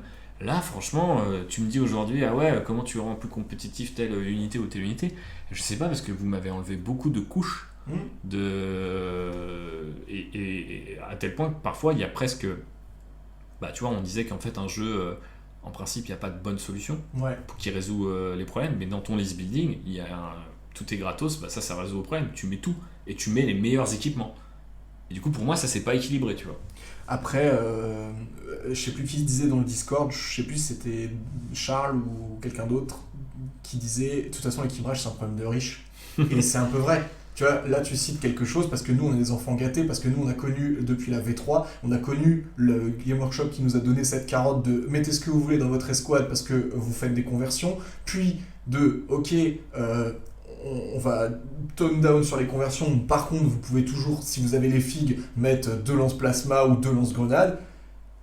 Aujourd'hui, avec les armées actuelles, Game Workshop rogne de plus en plus sur ça et ne laisse de moins en moins le choix aux joueurs aussi. Maintenant, il y a des unités qui sortent avec tu les équipes comme elles sont dans la boîte et elles n'ont plus que cette option-là et tu n'as plus le droit aux autres options. Nous, on a encore le droit sur les armées qu'on joue, que ce soit la Death Guard pour moi ou la Garde sur toi, on a encore le droit de choisir l'option parmi celle qui est fournie dans la boîte. Il faut se dire que ça, c'est un privilège de riche parce qu'il y a certaines armées qui n'ont même pas ce choix, tu vois. Et pour moi, c'est peut-être, et attention, prise chaude, mais c'est peut-être pas plus mal, parce que, tu vois, hier on a fait 2 parties de Spearhead, qui est du coup un mode encore un peu plus simple, pas simpliste mais simple, et où toutes les valeurs de touche et les valeurs de blessure de chaque unité sont fixes. Ben, pour moi, la solution de l'équilibrage, il est presque là en fait. C'est-à-dire, ok, tu veux tes gardes impériaux, tu veux savoir pourquoi c'est mieux de prendre un plasma qu'un lance-grenade, etc. Et ben la réponse elle est simple. Quand dans la datasheet de ton garde impérial, tu as le plasma et le lance-grenade, et ben par exemple, le lance-grenade il touche sur un 3+, mais il blesse sur un 5, là où le plasma il touche sur un 5, mais il blesse sur un 4. Tu vois ce que je veux dire ?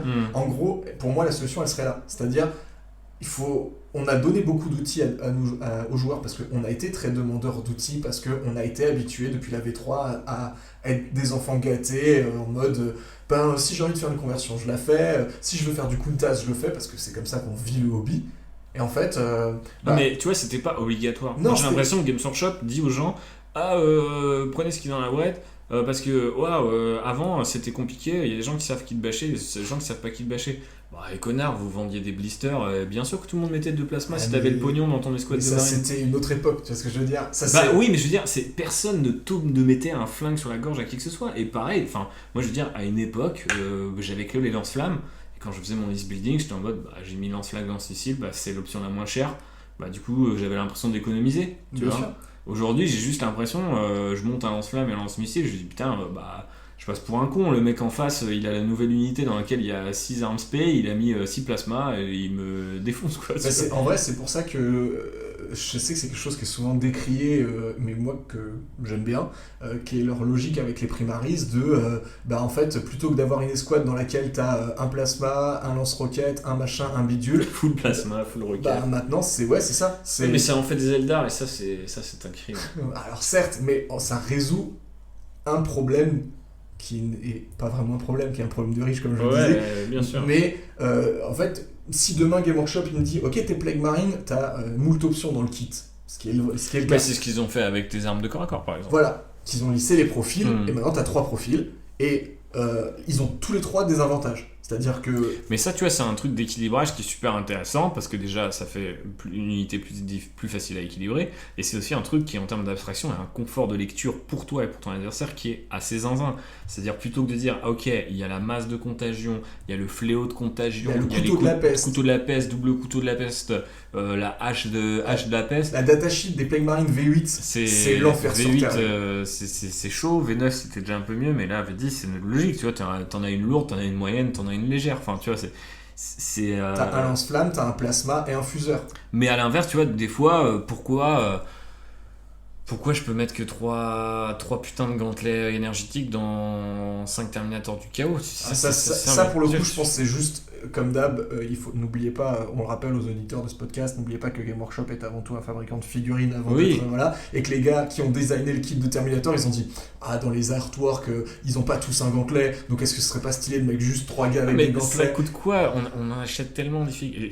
Moi on fait un énorme aparté, mais je ne comprends pas ce truc. Je ne comprends pas ce truc de laisser aux gens... on a fait presque 9 éditions comme ça posait problème à personne, et d'un coup, c'est devenu leur obsession principale.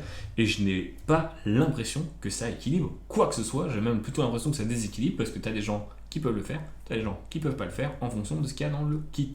Alors que tu pourrais dire aux gens, ok, dans le kit, il y en a que 2. Mais à la rigueur, rien ne t'empêche d'acheter le kit 2 fois et de foutre 4 gantelets. Parce que de toute façon, tu vas l'acheter parce qu'on va te les vendre tes figues, parce qu'on te fout un entonnoir dans la gorge et t'achètes toutes les semaines. Et voilà. Mais c'est vrai, fondamentalement, on est ce genre de con. Donc en fait, moi je comprends pas pourquoi ils se sont créés ce problème-là. C'est un problème qui n'existe que dans leur tête et qui visiblement dans d'autres jeux comme Horus Heresy n'existe pas. Donc ce qui prouve bien quand même qu'ils sont quand même un petit peu zinzin de ce point de vue-là. Ou alors, ils se gardent un truc, parce que Horus Heresy, ce qu'ils ont fait, où ils ont été malins, c'est qu'ils ont sorti les packs d'upgrade là avec et ils se gardent ça sous le coude de la V11 en disant que la V11 c'est pas fait forcément. Oui, mais ça marche à Heresy parce qu'il y a que, en gros, il y a une faction majoritaire et du coup tu la vends à tout le monde, mais si tu commences à faire ça pour chaque façon, c'est l'enfer. Franchement. Ça serait stylé. Voilà, on va pas se prononcer sur. On n'est pas des devins de Game Workshop dans tous les cas, et on ne connaît pas la logique derrière leur choix marketing catastrophique. Mais justement, je voulais en profiter de parler de ça parce que je voulais montrer avec ça que. En fait, il y a plein de logiques qui sont complètement extérieures au game design qui viennent un peu pimenter cette sauce de l'équilibrage, et en fait des fois on n'y peut rien, et en plus des fois c'est quand je te dis le côté un peu monolithique, le côté un peu pensée unique, c'est en mode Games a décidé que, et tu te dis non mais attends, mais c'est juste pas logique. C'est ça. Non, parce qu'en fait tu vois, à partir du moment où la solution c'est toujours de prendre la meilleure arme spéciale et la deuxième meilleure arme spéciale, je suis désolé, c'est pas intéressant. Donc il faut faire quelque chose là-dessus. Mais effectivement il y a plein d'autres choses, on pourrait citer tout le côté un peu, c'est Didier qui en parlait, tout le côté un peu big data avec les MetaWatch, etc., où ils sortent des chiffres de leur cul, tu sais, ouais, des 50% de win rate, on sait pas c'est combien de matchs, qui a joué, enfin, on comprend rien, mais ils te disent, enfin, tu vois, j'ai l'impression que la machine doit être nourrie, oui. Et tu vois, pour dire que, alors qu'en fait, les vrais hardos ne lisent même pas ces articles-là. Tu vois, ils vont ailleurs, ils vont dans des trucs Meta Monday, etc. Ouais, sur Goonhammer, sur le Roundup, machin. Voilà, ils font des trucs vraiment beaucoup plus précis. Donc il y a ce genre de trucs. Effectivement, il y a tout. Toi, tu en as parlé, hein, des logiques de TCG dont Games semble vouloir s'inspirer. Les trucs de saison aussi, la fourrure en parlait.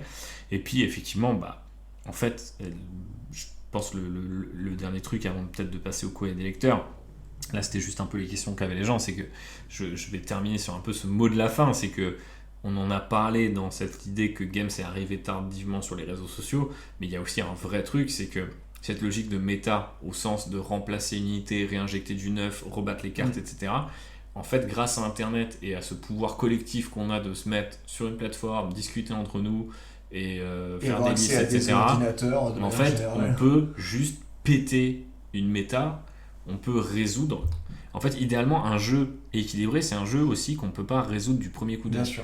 Le problème, c'est qu'avant, il fallait faire un peu de retour d'expérience, il fallait aller en tournoi, il fallait aller en asso, il fallait aller avec des potes, il fallait se poser des questions. Il fallait tomber sur des mecs qui jouent pas les mêmes factions que tu vois 60 fois. Aujourd'hui, tu vois les gens, ils regardent les événements qu'ils ont suivis tu vois, sur Twitch, ils regardent les listes des mecs qui ont fait le championnat du monde, ils ont ce qu'il faut, ils testent, et moi-même, je suis premier coupable, j'ai fait ça avec une liste Gardin, tu vois. Oui, puis ou alors. Mais du coup, tu vois, tu solves la méta, tu casses le truc, tu la résous entre guillemets. Tu vois, la preuve, c'est que là, à l'heure où on vous parle, il y a la précommande du nouveau Ravengard et de Lysander sur les Imperial Fist avec leur détachement qui les accompagne. Bon bah voilà, ils sont à peine en précommande que French Wargame Studio a aujourd'hui, cet après-midi, déjà sorti la vidéo sur l'analyse complète, détaillée, structurée de tous les personnages, de tous les détachements, qui explique comment les jouer, avec quoi les jouer, qu'est-ce qu'ils vont casser, qu'est-ce qu'ils vont pas casser. C'est normal parce qu'ils ont un mec qui est 2 fois champion du monde qui vient leur parler. Non mais je veux dire, il faut leur reconnaître une grande compétence. Je les critique pas du tout là-dedans. Ouais. Justement, j'illustre ce que tu dis dans le sens où, en fait, les gars, c'est même pas encore, vous avez même pas encore la main sur les figurines, que la méta est déjà cassée. Défini, parce qu'en fait, les compétiteurs comme Per Castor, lui, il a déjà tous les scénarios en tête, et en fait on lui a donné ce nouveau détachement avec ce nouveau perso, cette nouvelle datasheet, lui il l'a lu comme vous liriez, je sais pas si vous êtes comptable, un bilan comptable, enfin quel que soit le métier que vous faites, un document lié à votre travail, bon bah il arrive sur votre bureau, vous le lisez, vous savez tout de suite dans quoi vous avez classé, qu'est-ce que ça va impacter dans votre travail, et bah lui c'est pareil, il voit cette datasheet, il voit ce détachement, il dit ok bah moi j'ai l'habitude de jouer Black Templar, je joue ci, je joue ça, machin, bon bah là ce détachement il me permet de faire ça, ce personnage il a cette aptitude, bon bah je le combine avec ça, bon bah voilà c'est bon, j'ai la formule magique, et cette formule magique elle va écraser potentiellement un truc, tu vois, et c'est bon, c'est fini. C'est ça qui est chaud, et je repense à un truc pour faire comparer avec le jeu vidéo, notamment tous les jeux un peu compétitifs et tout. Moi j'ai testé Stadium quand je suis revenu sur Overwatch 2 et tout, je lance le jeu, et en fait l'idée c'est qu'ils ont injecté un peu de trucs un peu type mécanique roguelite, ça ressemble aussi un peu à Counter-Strike, entre 2 rounds, vous avez gagné des points et vous choisissez, vous faites votre build en mode plutôt dans un build soin, plutôt un build attaque, etc. Et t'as plein d'options. Et t'arrives dans le mode de jeu, tu trouves ça super frais, tu fais ok, donc je peux faire un truc de zinzin. Alors t'as des combos qui, direct, tu vois que c'est turbo pété, que ça n'a pas été super bien équilibré, etc. Mais en fait, fondamentalement, j'y ai joué, mais genre moins d'une semaine. C'est-à-dire, la première semaine, je trouvais ça fun. Je me resurprenais à relancer Overwatch, non pas le dimanche soir comme j'ai l'habitude de le faire, mais dans la semaine. Et le deuxième dimanche, donc 7 jours plus tard, tout le monde jouait sur le même perso, le même build. Bien sûr. Mais tu vois, en une semaine, c'était... Enfin, après, en plus, c'est un jeu qui est joué par des millions de gens et sur lequel il y a énormément de contenu qui est créé. Mais Warhammer, maintenant, c'est ça. C'est peut-être aussi que... J'ai un peu l'impression que... des fois, je me demande si Games s'attendait, en arrivant si tardivement. Moi, quand je vois... je jette un petit coup d'œil dans le rétro, quand je l'ai fait aussi, quand j'ai écrit le bouquin chez Ford et tout. Des fois, je me dis... Putain, ils ont pris ce virage. Est-ce qu'ils pensaient ils allaient aller aussi vite dans le virage? Parce que je me demande des fois si, notamment, bon là, en V10, ils ont enfin une équipe qui est là, qui fixe les trucs, qui très rapidement, qui va réparer, qui va corriger, qui va faire des errata, etc. Ce qui a tendance à faire flipper les gens. Mais vraiment, il y a une idée que, ok, on parle d'équilibrage, on va se donner les moyens Oui. d'entretenir cette notion d'équilibrage. Ce qui est déjà quand même pas mal. Après, est-ce que c'est la bonne solution pour Warhammer 40 000? Moi, personnellement, c'est pas forcément celle qui m'intéresse le plus. Mais je peux leur Mais en reconnaître tout qu'au cas, moins, ils vont le bout de leur les idée. moyens de les ambitions. Exactement. Mais par contre, putain, je me dis, à mon avis, ils devaient se dire, putain, ça va être plus long. Mais en fait, aujourd'hui, on a appliqué effectivement des logiques venues de TCG ou de jeux vidéo qui sont pas du tout dans le même rapport émotionnel, pas dans la même temporalité, etc. Et parfois, c'est ça qui fait vriller le cerveau.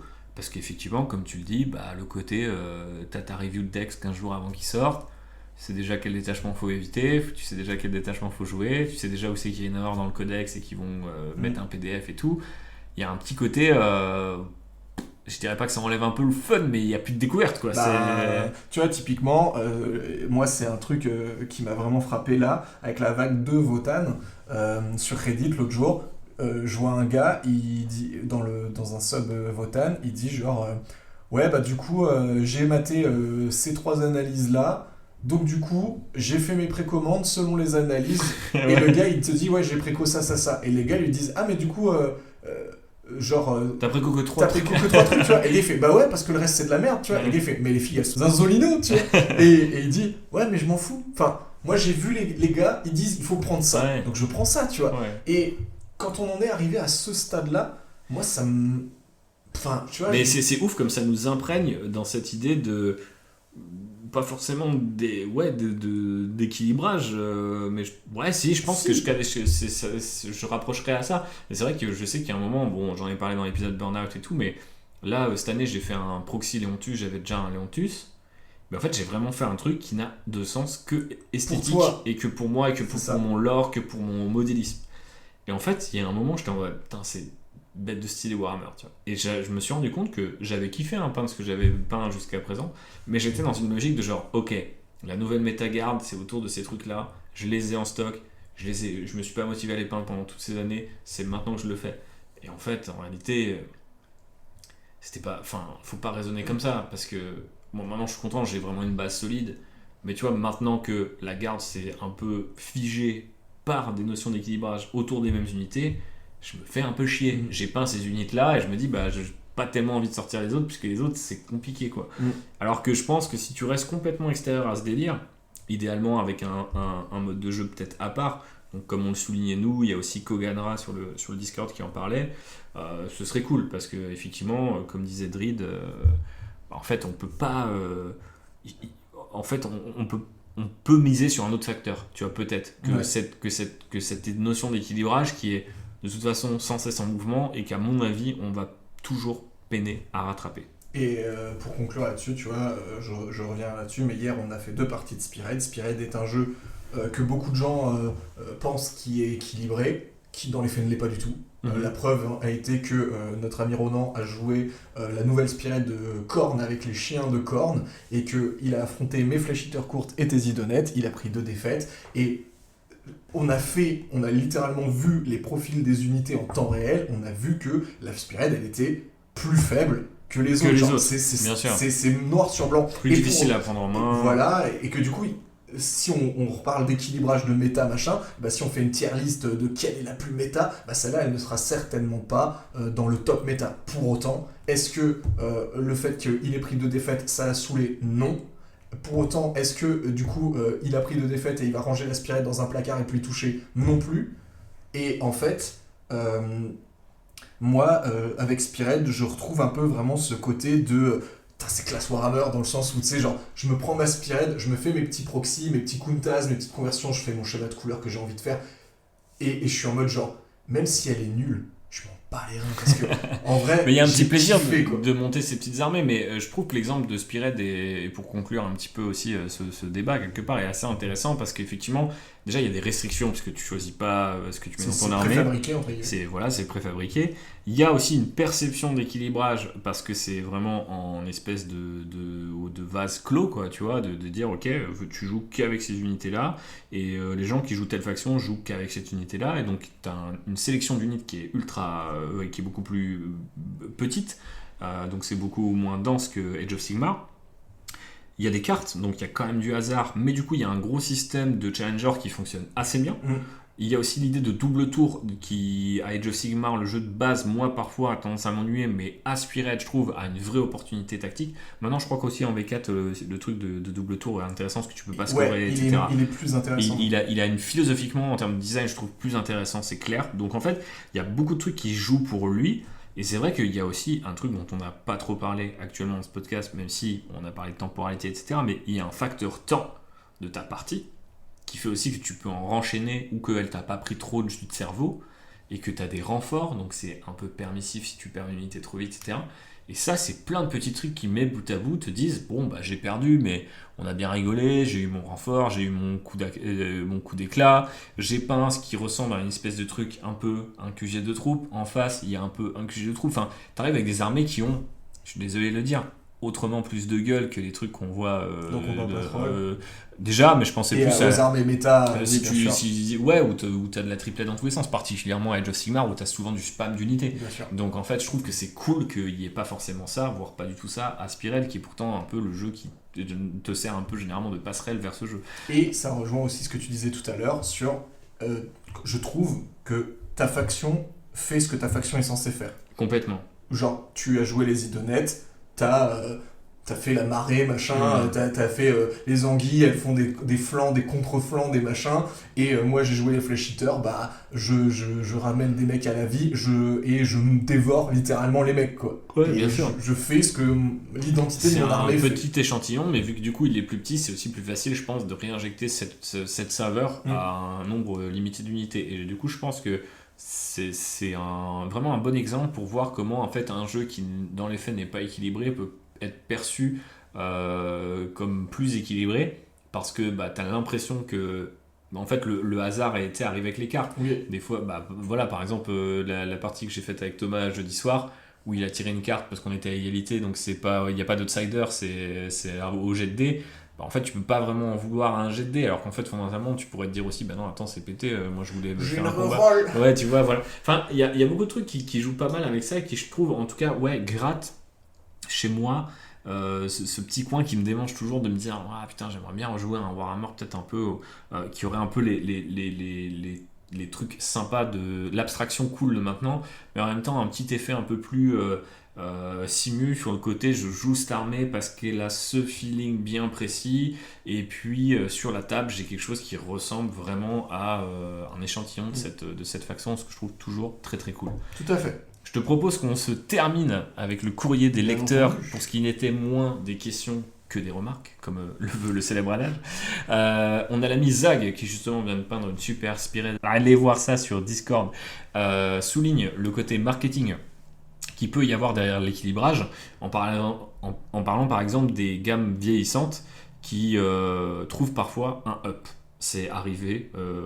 J'ai l'impression que récemment ça s'est un peu calmé là-dessus, mais c'est vrai que Games des fois faisait des trucs un peu chelous, on s'attendait à voir disparaître des unités, mais parce qu'elles restaient, elles avaient un gros boost et une vraie utilité tactique. On pourrait aussi parler de la disparition des unités qui ne sont plus vendues par Games Workshop. Oui, qui décident de les squatter, voilà, comme on appelle ça, un peu tout bizarre. simplement. Ou comment le marketing s'en mêle dans l'équilibrage, on en parlait tout à l'heure. On a aussi Aoi qui remarque que l'équilibrage, c'est un peu à qui on s'adresse. Parce que l'équilibrage, eh bien, ça peut être relou pour des parties occasionnelles entre potes, comme il le précise, mais moins quand on est compétiteur. Problème, c'est qu'aujourd'hui, on subit ça, à moins de rester en full codex. Tout à fait. Et, parce que même l'appli se met à jour en fonction de la méta. Donc en fait, on est dans ce retour un peu quelque part de la mort du jeu casu, quoi, pour ainsi dire.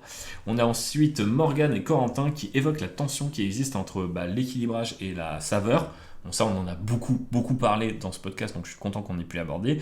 Et notamment le fait qu'à trop vouloir équilibrer, on peut perdre la saveur de telle ou telle faction. Et lui citait les orques, donc je trouve ça intéressant parce que je trouve que les orques et la garde impériale ont ce côté très faction vibe. Tu joues orques et garde pour des trucs bien précis, Bien tu sûr, vois. parce que t'aimes l'identité. Que généralement le les fleuve, autres etc. joueurs ont en commun avec toi, tu vois. Et donc c'est vrai que quand tu commences à plus pouvoir jouer tes gros packs de boys ou que tu peux plus mettre de l'artillerie dans la garde parce qu'elle est ineffective, des choses comme ça, ben en fait c'est même si tu comprends pourquoi c'est plus simple pour le jeu de pas avoir des trucs sans ligne de vue, en fait fondamentalement t'es en mode bah s'il y a une armée qui devrait faire ça, c'est bien la garde, tu vois. Il pouvait avoir une exception, je ne sais pas, enfin là je prêche pour ma paroisse, je pense que c'est chiant et que beaucoup de gens criseraient, mais en même temps après moi je trouve que c'est toujours plus facile de dire ok c'est l'identité de ta faction, par contre la dernière game c'était pas marrant parce que t'as ramené 3 basiques et 3 plateformes d'artillerie, tu vois. Ramène-en une de chaque la prochaine fois, enfin tu vois, c'est toujours mieux de faire ça que juste étouffer un gameplay, je sais pas si tu vois ce que je veux dire. Oui, je vois. Bah après, c'est pareil pour les orques, puisqu'ils en parlaient aussi, mais notamment le fait que Games ait tué l'aléatoire chez les orques, alors que c'est l'identité de la faction, littéralement, ils tentent des trucs, des fois ça marche pas, et quand ça marche, des fois c'est zinzin, tu vois, bah ça y a plus aujourd'hui. Bah, c'est un vrai truc de l'aléatoire, disparaît progressivement. Bah parce que c'est pas compétitif l'aléatoire, justement. C'est pas équilibré c'est ça. de base, tu vois. C'est pas... sauf si tu pars du principe que, comme le disait Harvey Dent dans The Dark Knight, seule la chance est équitable, tu vois. Impartial. Et voilà, impartial, c'est ça, effectivement, c'est ça que je cherche. C'est ça. Donc du coup, effectivement, oui. Alors après, moi je sais que l'époque où on avait des possédés, les dons du chaos, les trucs que tu tires au hasard et que tu transformes ton mec en enfant du chaos, c'est un peu chiant. Ou que tes possédés ont des bonus qui servent à rien, c'est un peu chiant aussi. Mais d'un autre côté, c'était quand même un peu cool. Faut pas en faire le one trick pony par exemple de toute une faction. Ouais. Mais c'est vrai que je trouve c'est intéressant de garder un peu aléatoire parce que c'est de la simulation. C'est ce qui se passe quand les dieux du chaos sont capricieux et donc ils vont te faire jeter les dés et ça va pas toujours se passer comme tu veux, quoi. Mais c'était cool. Mais c'était cool, clairement. Et je vais terminer par 2 personnes que je vais citer directement parce que je trouve qu'ils ont résumé assez bien les choses. Il y a tout d'abord Victor C, que j'ai eu l'honneur d'affronter sur Nantes et que je salue, qui dit perso, je pense que ce qui se passe actuellement, c'est-à-dire maintenir une volonté d'équilibre et vite corriger les énormes erreurs tout en créant régulièrement des déséquilibres probablement volontairement pour faire tourner la méta, eh bien c'est très bien, nous dit-il, et ça rend le jeu plus vivant et plus diversifié. Malheureusement, à l'échelle de prix de ce jeu, c'est beaucoup plus dur de suivre les méta par rapport à un jeu en ligne par exemple, et ça crée davantage de frustration. Mais pour autant, je ne suis pas sûr qu'un jeu sans frustration animerait autant les joueurs. Effectivement, on déteste 2 choses, le changement et l'absence de changement. Exactement. À la bonne dose, c'est le sel qui améliore le plat et qui ici pousse les joueurs à se dépasser pour trouver des counters à la méta, à permettre à ceux qui aiment de jouer des stratégies mineures, car les majeures sont très vite identifiées, ça on l'a dit, ou plus globalement à échanger tout simplement. En bref, ça me paraît nécessaire de tenter d'équilibrer le jeu, mais pas de le faire trop bien quand même. C'est beau. Qu'est-ce que tu penses de ça, moi ? Bah, je pense qu'il a complètement raison, parce que effectivement, c'est ce qu'on disait tout à l'heure sur l'illusion de donner aux joueurs toutes ses chances, alors que on sait que c'est pas le cas. Mais pour autant, et comme tu disais, Games a l'air de prendre la chose à cœur, de dédier des gens et tout, donc c'est très bien qu'il le fasse. C'est très bien qu'il tente de contenter, on va dire, chaque joueur pour qu'il ait une expérience de jeu positive, parce que ça, pour le coup, c'est pas fun d'avoir une expérience de jeu de merde, et d'un point de vue marketing, c'est pas intéressant. Non. Si tous tes joueurs qui achètent tes figues te disent ton jeu c'est de la merde en fait, donc je vais arrêter d'acheter les figues. Donc c'est ça, c'est un peu d'équilibrage par-ci par-là, c'est très bien. Trop d'équilibrage, on l'a dit, ça flingue le côté immersion et c'est pas souhaitable. Ouais. Et en plus, on le disait d'un point de vue, enfin, il le disait, Victor, le disait, côté sous-sous, trop d'équilibrage, on a du mal à suivre. Non, c'est clair. Et on connaît des gens qui, alors sans acheter toutes les nouveautés qui sortent, parce que là, pour le coup, à part des influenceurs, je crois que personne ne fait ça. Ouais. Mais par contre, on connaît des gens qui, pendant un moment, achetaient quand même très souvent des figues de manière répétée tous les mois, toutes les 2-3 semaines, pour finir avec des piles of shame de zinzin, etc. parce qu'ils se sentaient en fait obligés de oh là là, mais tu vois, là j'ai fait une partie, je me suis pris un cul, ça veut dire qu'il faut absolument que j'achète cette unité parce qu'elle me permettra de pas prendre un cul la prochaine fois. Bah ouais, mais en fait, si c'est ça la logique. On revient des logiques pay to win, comme on dit dans le jeu vidéo, de C'est faut ça. que tu joues telle unité, etc. C'est un truc qu'ils essayent assez bien d'éviter quand même, et que pour le coup, sur la V10, même s'il y a une obsession pour l'équilibrage que je trouve pas vraiment saine, je trouve que dans cette logique de performance, parce qu'il s'agit vraiment de combattre son propre système de jeu, ce qui est quand même assez maboule quand on prend un peu de recul. Je trouve qu'ils sont quand même assez bons. On voit même là ce qu'ils proposent avec les Space Marines, les nouveaux détachements que tu citais tout à l'heure. Ils mélangent 2-3 détachements, ils redonnent des options, ils mettent à jour par rapport à ce qu'ils ont créé entre temps. C'est super intéressant et c'est stimulant de le voir. Maintenant, du coup, tu te dis, ouais, mais c'est toujours chiant parce que effectivement, les gens qui ont ça maintenant, ils se disent, pourquoi je l'ai pas eu avant ? Tu vois, c'était faisable. Et donc en fait, tu satisfais jamais vraiment les gens. Mais pour finir ce que disait Victor, Ouais, vas-y. il y a Louise Sugden, Rogobiz a sorti une vidéo où elle débunk des mythes Warhammer et où elle a travaillé chez Game Workshop, donc elle sait quand même ce qu'il en est, et où elle confirme effectivement que le côté pay to win, comme tu le parlais, ce n'est pas du tout dans l'ADN de la boîte, parce qu'elle analysait les questions que les gens lui disaient, et une qui revenait le plus souvent, c'est Game Workshop fait exprès de nerfer ou d'améliorer telle unité pour pouvoir la vendre. Elle était en mode non, genre vraiment pas. Et vraiment. surtout, on a beaucoup de contre-exemples encore, en fait, tout récemment. Il y a des unités qui sont sorties, qui sont récentes. Là, derrière toi, j'ai en visu mes Tempestus Aquilon. C'est une unité qui est globalement nulle à Warhammer 40 000. Elle est super récente. C'était hyper facile d'en faire les Sions mieux que les autres. Et en fait, non, c'est juste personne les joue. Le nouveau personnage de la Death Guard, qui est magnifique, mais il est jamais joué. Parce qu'il y a mieux, parce que que 1 milliard de raisons. Hein. Oui. Mais fondamentalement, la Death Guard, on l'a dit, c'est une armée très forte. Et pour Après, autant, il est très très fort. Hein. C'est juste que t'es dans une armée où il y a beaucoup de mecs très très forts. Voilà, mais je veux dire, c'est littéralement la fille qui est sortie avec le codex, donc on pourrait croire que tout qu'il le est monde veut au-dessus. l'acheter, parce qu'en plus, en standalone, il vaut quand même 35 balles, donc ça fait un petit billet, tu vois. 40. Et du coup, tu pourrais te dire, ils vont le pousser, ses règles et tout, mais pas du tout. En fait, il est même moins bon que la plupart des persos qui existent depuis la V8, et puis voilà, tu le joues si tu l'aimes. Ouais, mais c'est pas forcément effectivement un truc que moi j'ai pu expérimenter à droite à gauche chez Game. Peut-être début de V9, il y avait 2-3 trucs comme ça, ou des fois il y avait une unité qui remplaçait une autre, donc tu sentais qu'en termes de game design c'était un peu chiant, mais je trouve qu'ils font un meilleur taf là-dessus depuis le début de l'édition. Donc pour Warhammer 40 000, après je sais pas trop comment c'est à Age of Sigmar, mais j'ai l'impression que c'est un peu pareil, il n'y a pas forcément de grosses courses à l'armement, en tout cas de ce point de vue-là. Et enfin, je voulais parler de Kuma Dente, qui proposait lui aussi une vision intéressante, puisqu'il nous dit que pour moi, Warhammer ne doit pas chercher à être équilibré, mais doit fournir un cadre qui permet de trouver des points d'équilibre. Donc là, une petite notion qui est intéressante, j'espère que vous nous suivez après 1h40 de podcast, mais il faut sortir de la visée uniquement compétitive du scoring pour revenir à une vraie simulation de bataille. C'est impossible d'équilibrer un jeu de scoring, car il y a toujours des combos auxquels tu n'avais pas pensé, et des nouvelles datasheets qui viennent rompre l'équilibre précédent, ça on en a beaucoup parlé. Au lieu de ça, donner des règles qui s'appuient sur le lore, c'est avoir un jeu plus stable dans lequel tu peux imposer un équilibre à travers le cadre de la partie, scénario, restriction des listes, décors, etc.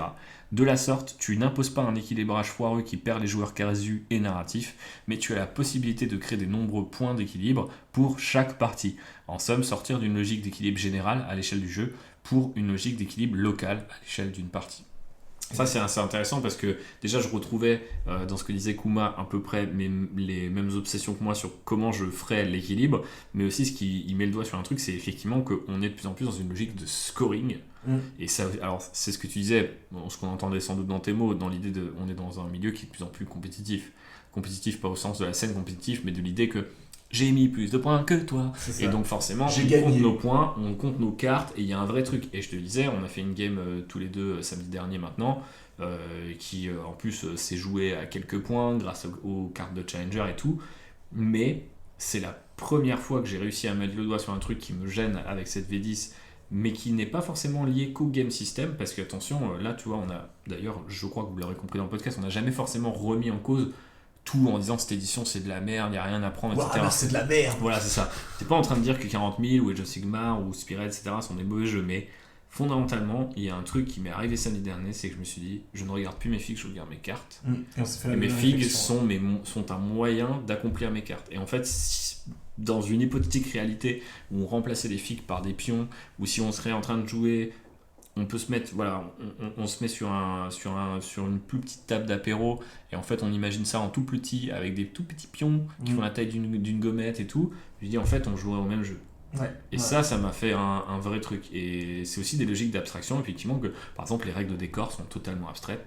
Les décors n'ont aucune incidence sur le jeu, encore moins depuis que maintenant quasiment tous les détachements autour des véhicules ont les moyens de les traverser, etc. etc. Donc il y a un vrai truc à faire et que là-dessus. toutes les tables Normées normées standardisées. se ressemblent, que dans vos parties de garage, vous faites des décors de zinzin et c'est trop bien, et nous on essaie de faire pareil quand on joue entre nous, mais que quand vous regardez sur l'internet, Ouais. les tables sont extrêmement standardisées avec que des ruines partout, parce que c'est gros, ça occulte, etc. Et tu vois, et ça c'est un pipeline dans lequel, tu vois, quand je disais GW, je sais pas s'ils s'attendent à ça. Tu vois, parce qu'en vrai, quand ils font en sorte que le jeu soit abstrait un peu plus abstrait pour la V10 autour des décors, en disant en V9 il y avait plein d'effets différents, on comprenait pas, c'était pas bien nommé, mais ils veulent pas reprendre leur système. Ils partent juste du principe de ok, t'as un truc occultant et t'as un truc, si t'as un petit bout de chenille qui est derrière un arbre, t'as le couvert.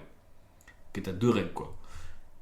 V9 c'était peut-être trop, mais là V10 c'est pas assez les mecs en fait. Enfin, tu vois, et du coup, mais le problème c'est qu'ils écrivent ça peut-être juste pour simplifier le jeu, ils se disent oh ça va moins faire chier les joueurs du dimanche. Sauf qu'en fait ce qu'on voit c'est que la scène dominante, qui est du coup actuellement la scène compétitive, se dit bon bah on a encore moins de raisons de faire des efforts sur des décors, tu vois. Enfin, tu vois, genre, bientôt il y aura plus de décors en fait. moi je suivais une chaîne qui est très orientée compétitive qui s'appelle Tabletop Titan, c'est des Américains. En V9, sur chaque table, ils s'efforçaient à avoir au moins un type de décor qui donnait un effet bien précis de la panoplie qu'on avait en V9. T'avais un bosquet, Et du coup, ils avaient même fait une vidéo qui expliquait c'était quoi les effets, etc. Alors que eux, sans doute, ils jouaient sur des trucs avec des ruines en L dans tous les sens. Mais ils essayaient de montrer la diversité du truc et ça créait des opportunités de jeu qui étaient intéressantes. En disant par exemple qu'effectivement, je sais plus comment ils appelaient ça, mais tous les trucs de surface c'était -1 si tu tirais à travers, par exemple. Et donc si tu étais planqué dans une forêt, tu avais -1 pour être touché, bah, tu planquais une unité soit tanky, soit fragile, et tu avais des trucs intéressants. Ça a complètement disparu. Et en fait, et c'est pour ça que samedi dernier aussi, je me suis dit, genre, je suis sur les cartes. Je suis pas en train de regarder. Alors après, ma table, je la vois à chaque fois qu'on fait une game, mais tu vois, on a mis des vieux décors que j'ai récupérés, j'étais pas en mode, ouais, c'est ouf, les décors trop bien, machin. Je suis juste en mode, bon, bah, faut que je fasse mon sabotage. Tu vois, toi, t'arrives avec tes Terminators, tu dis, bon, bah, vas-y, je vais faire mon sabotage avec mes Terminators. Enfin, tu vois, on se dit, mais on fait des trucs qui, en fait, fondamentalement, fluffiquement parlant, n'ont aucun pas de sens. Et tu vois, moi j'ai du mal aussi avec des trucs du style quand je prends des blessures au bolter sur un véhicule et tout, mais même encore avec la DevGuard, je peux me dire bon, le Bolt il est un peu rouillé, il est un peu bizarre, il a plein de maladies, il fait des trucs spéciaux et tout. Mais c'est vrai que des fois je me dis, bref, on a fait une toute petite partie, toute petite intro de Legion Imperialis où tu commences à dire, en fait avec cette arme là, tu peux pas blesser l'infanterie, avec celle-là, tu peux pas blesser les véhicules, mais tu peux juste même pas les prendre, enfin tu vas pas leur faire une égratignure. Je suis en mode genre, ouais, ça c'est pareil en fait, aujourd'hui tu pourrais mettre ça en V10, hein. Tu pourrais juste mettre un mot-clé light qui fait que tu peux pas blesser des véhicules. Tu vois, c'était un peu ce qui existait dans les versions précédentes. Un Bien sûr. moteur n'avait pas la force suffisante pour pénétrer un blindage, ce qui donnait lieu à d'autres aberrations de construction de liste avec des mecs qui du coup partaient du principe qu'en face un mec allait toujours jouer par exemple un Landrunner avec un blindage à 14 et qui du coup disait eh ben, je vais mettre full fuseur partout parce que comme ça je pourrais buter tous les et boucler énergétique pour le corps à corps, tu vois. Donc ouais, mais du coup on partait avec une logique d'équilibrage qui était autour du côté un peu, j'ai l'impression avant c'était quand même beaucoup il faut que tu sois capable de gérer n'importe quelle menace, et je pense qu'aujourd'hui c'est plutôt il faut que tu sois capable de faire ce que ta liste fait de mieux au maximum. Et en fait, et souvent c'est des listes qui font un truc, tu vois. Oui. Et ça, je trouve ça dommage parce qu'en fait, même en termes de diversité visuelle, de beau, quoi, pour ainsi dire, bah, c'est un peu chiant. Et effectivement, ça représente pas nécessairement non plus comment une bataille fonctionne, parce que c'est vrai que bon, bah, un truc avec en soi que des motos, que des tanks et tout, bah, c'est un peu zarbe. Parce que comme le disait l'ami Brother Maxou, pour terminer avec la punchline ultime, la guerre, ça n'a jamais été équilibré. C'est vrai. Voilà pour ce podcast sur la notion d'équilibrage dans les mondes et les jeux surtout de Warhammer.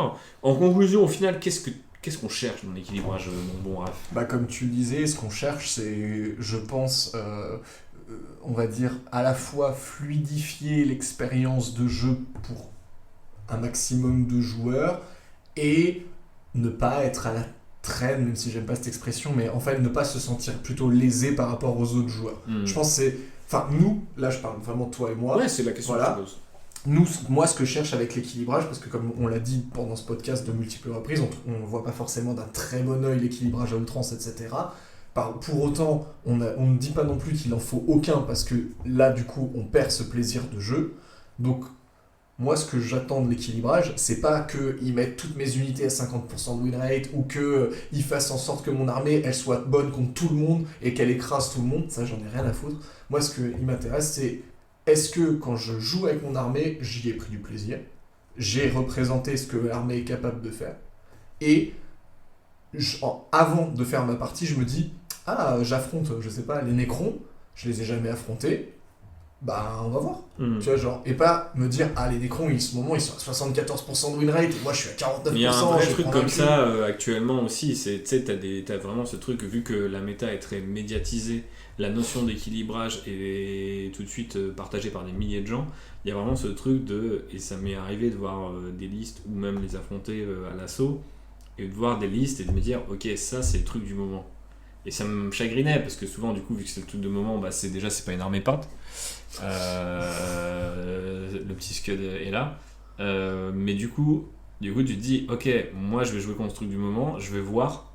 Et en fait, il y a un petit côté un peu binaire, c'est-à-dire est-ce que tu passes est-ce que tu arrives à contrer le truc du moment, ou est-ce que tu n'arrives pas à passer et à ce moment-là le joueur confirme que c'est le truc du moment. Et en fait on mesure quoi? Tu viens avec la liste d'autres gens et tu joues le truc qui est un peu à la mode. Enfin, tu vois, je trouve ça assez étrange. Moi, je l'ai fait une fois, de prendre une liste qui était, j'avais pas tout, mais peu ou prou celle où un gars avait fait un grand tournament où il avait fait premier en garde. Et c'était, il avait ressorti le détachement de base de l'index, quoi. J'ai joué, je fais ah ouais putain, effectivement, c'est fort, quoi. Tu vois, le combo est énervé. Mais du coup, je me suis dit, mais par contre, qu'est-ce que je teste? Et j'avais vraiment besoin de voir, parce que sur le papier, j'étais content de voir que c'était vraiment fort. Alors, parce qu'en lisant, je me suis dit, je suis de l'achat de ce mec, la liste elle est trop aux arbres, elle paraît justement, elle était assez équilibrée. Mais j'avais trouvé ça plaisant parce qu'il y avait un petit peu de tout. Mais par contre, du coup, c'était un truc très, comme ils disent aujourd'hui, match-up dépendant, etc. Oui. Tu vois, tu vas te dire, tu tombes sur un mec qui lui fait qu'un seul truc, il est meilleur dans ce truc-là que toi, tu fais un peu de tout.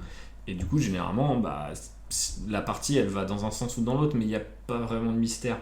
Et je pense que l'équilibrage, il sert aussi à ça, parce que quand on dit avoir une chance, c'est aussi avoir une chance d'être surpris dans un sens ou dans l'autre. Et de se dire, ah ouais, en fait, je résiste mieux que je pensais. Découvrir la liste de l'autre et tout, c'est intéressant. Quand tu as eu ton nouveau codex, et que moi j'ai eu des ans du 6, des ans du 7, je me dis, mais comment je vais gérer, etc. Je vois un peu mieux comment je vais gérer. Alors après, il y a des trucs, très clairement, je me casse les dents dessus, ça fait plusieurs games, et toi comme moi, je te le reconnais d'ailleurs, on se dit, putain, ça, je sais pas si moi j'ai les armes. Et c'est là où je me dis, il y a peut-être un problème d'équilibrage.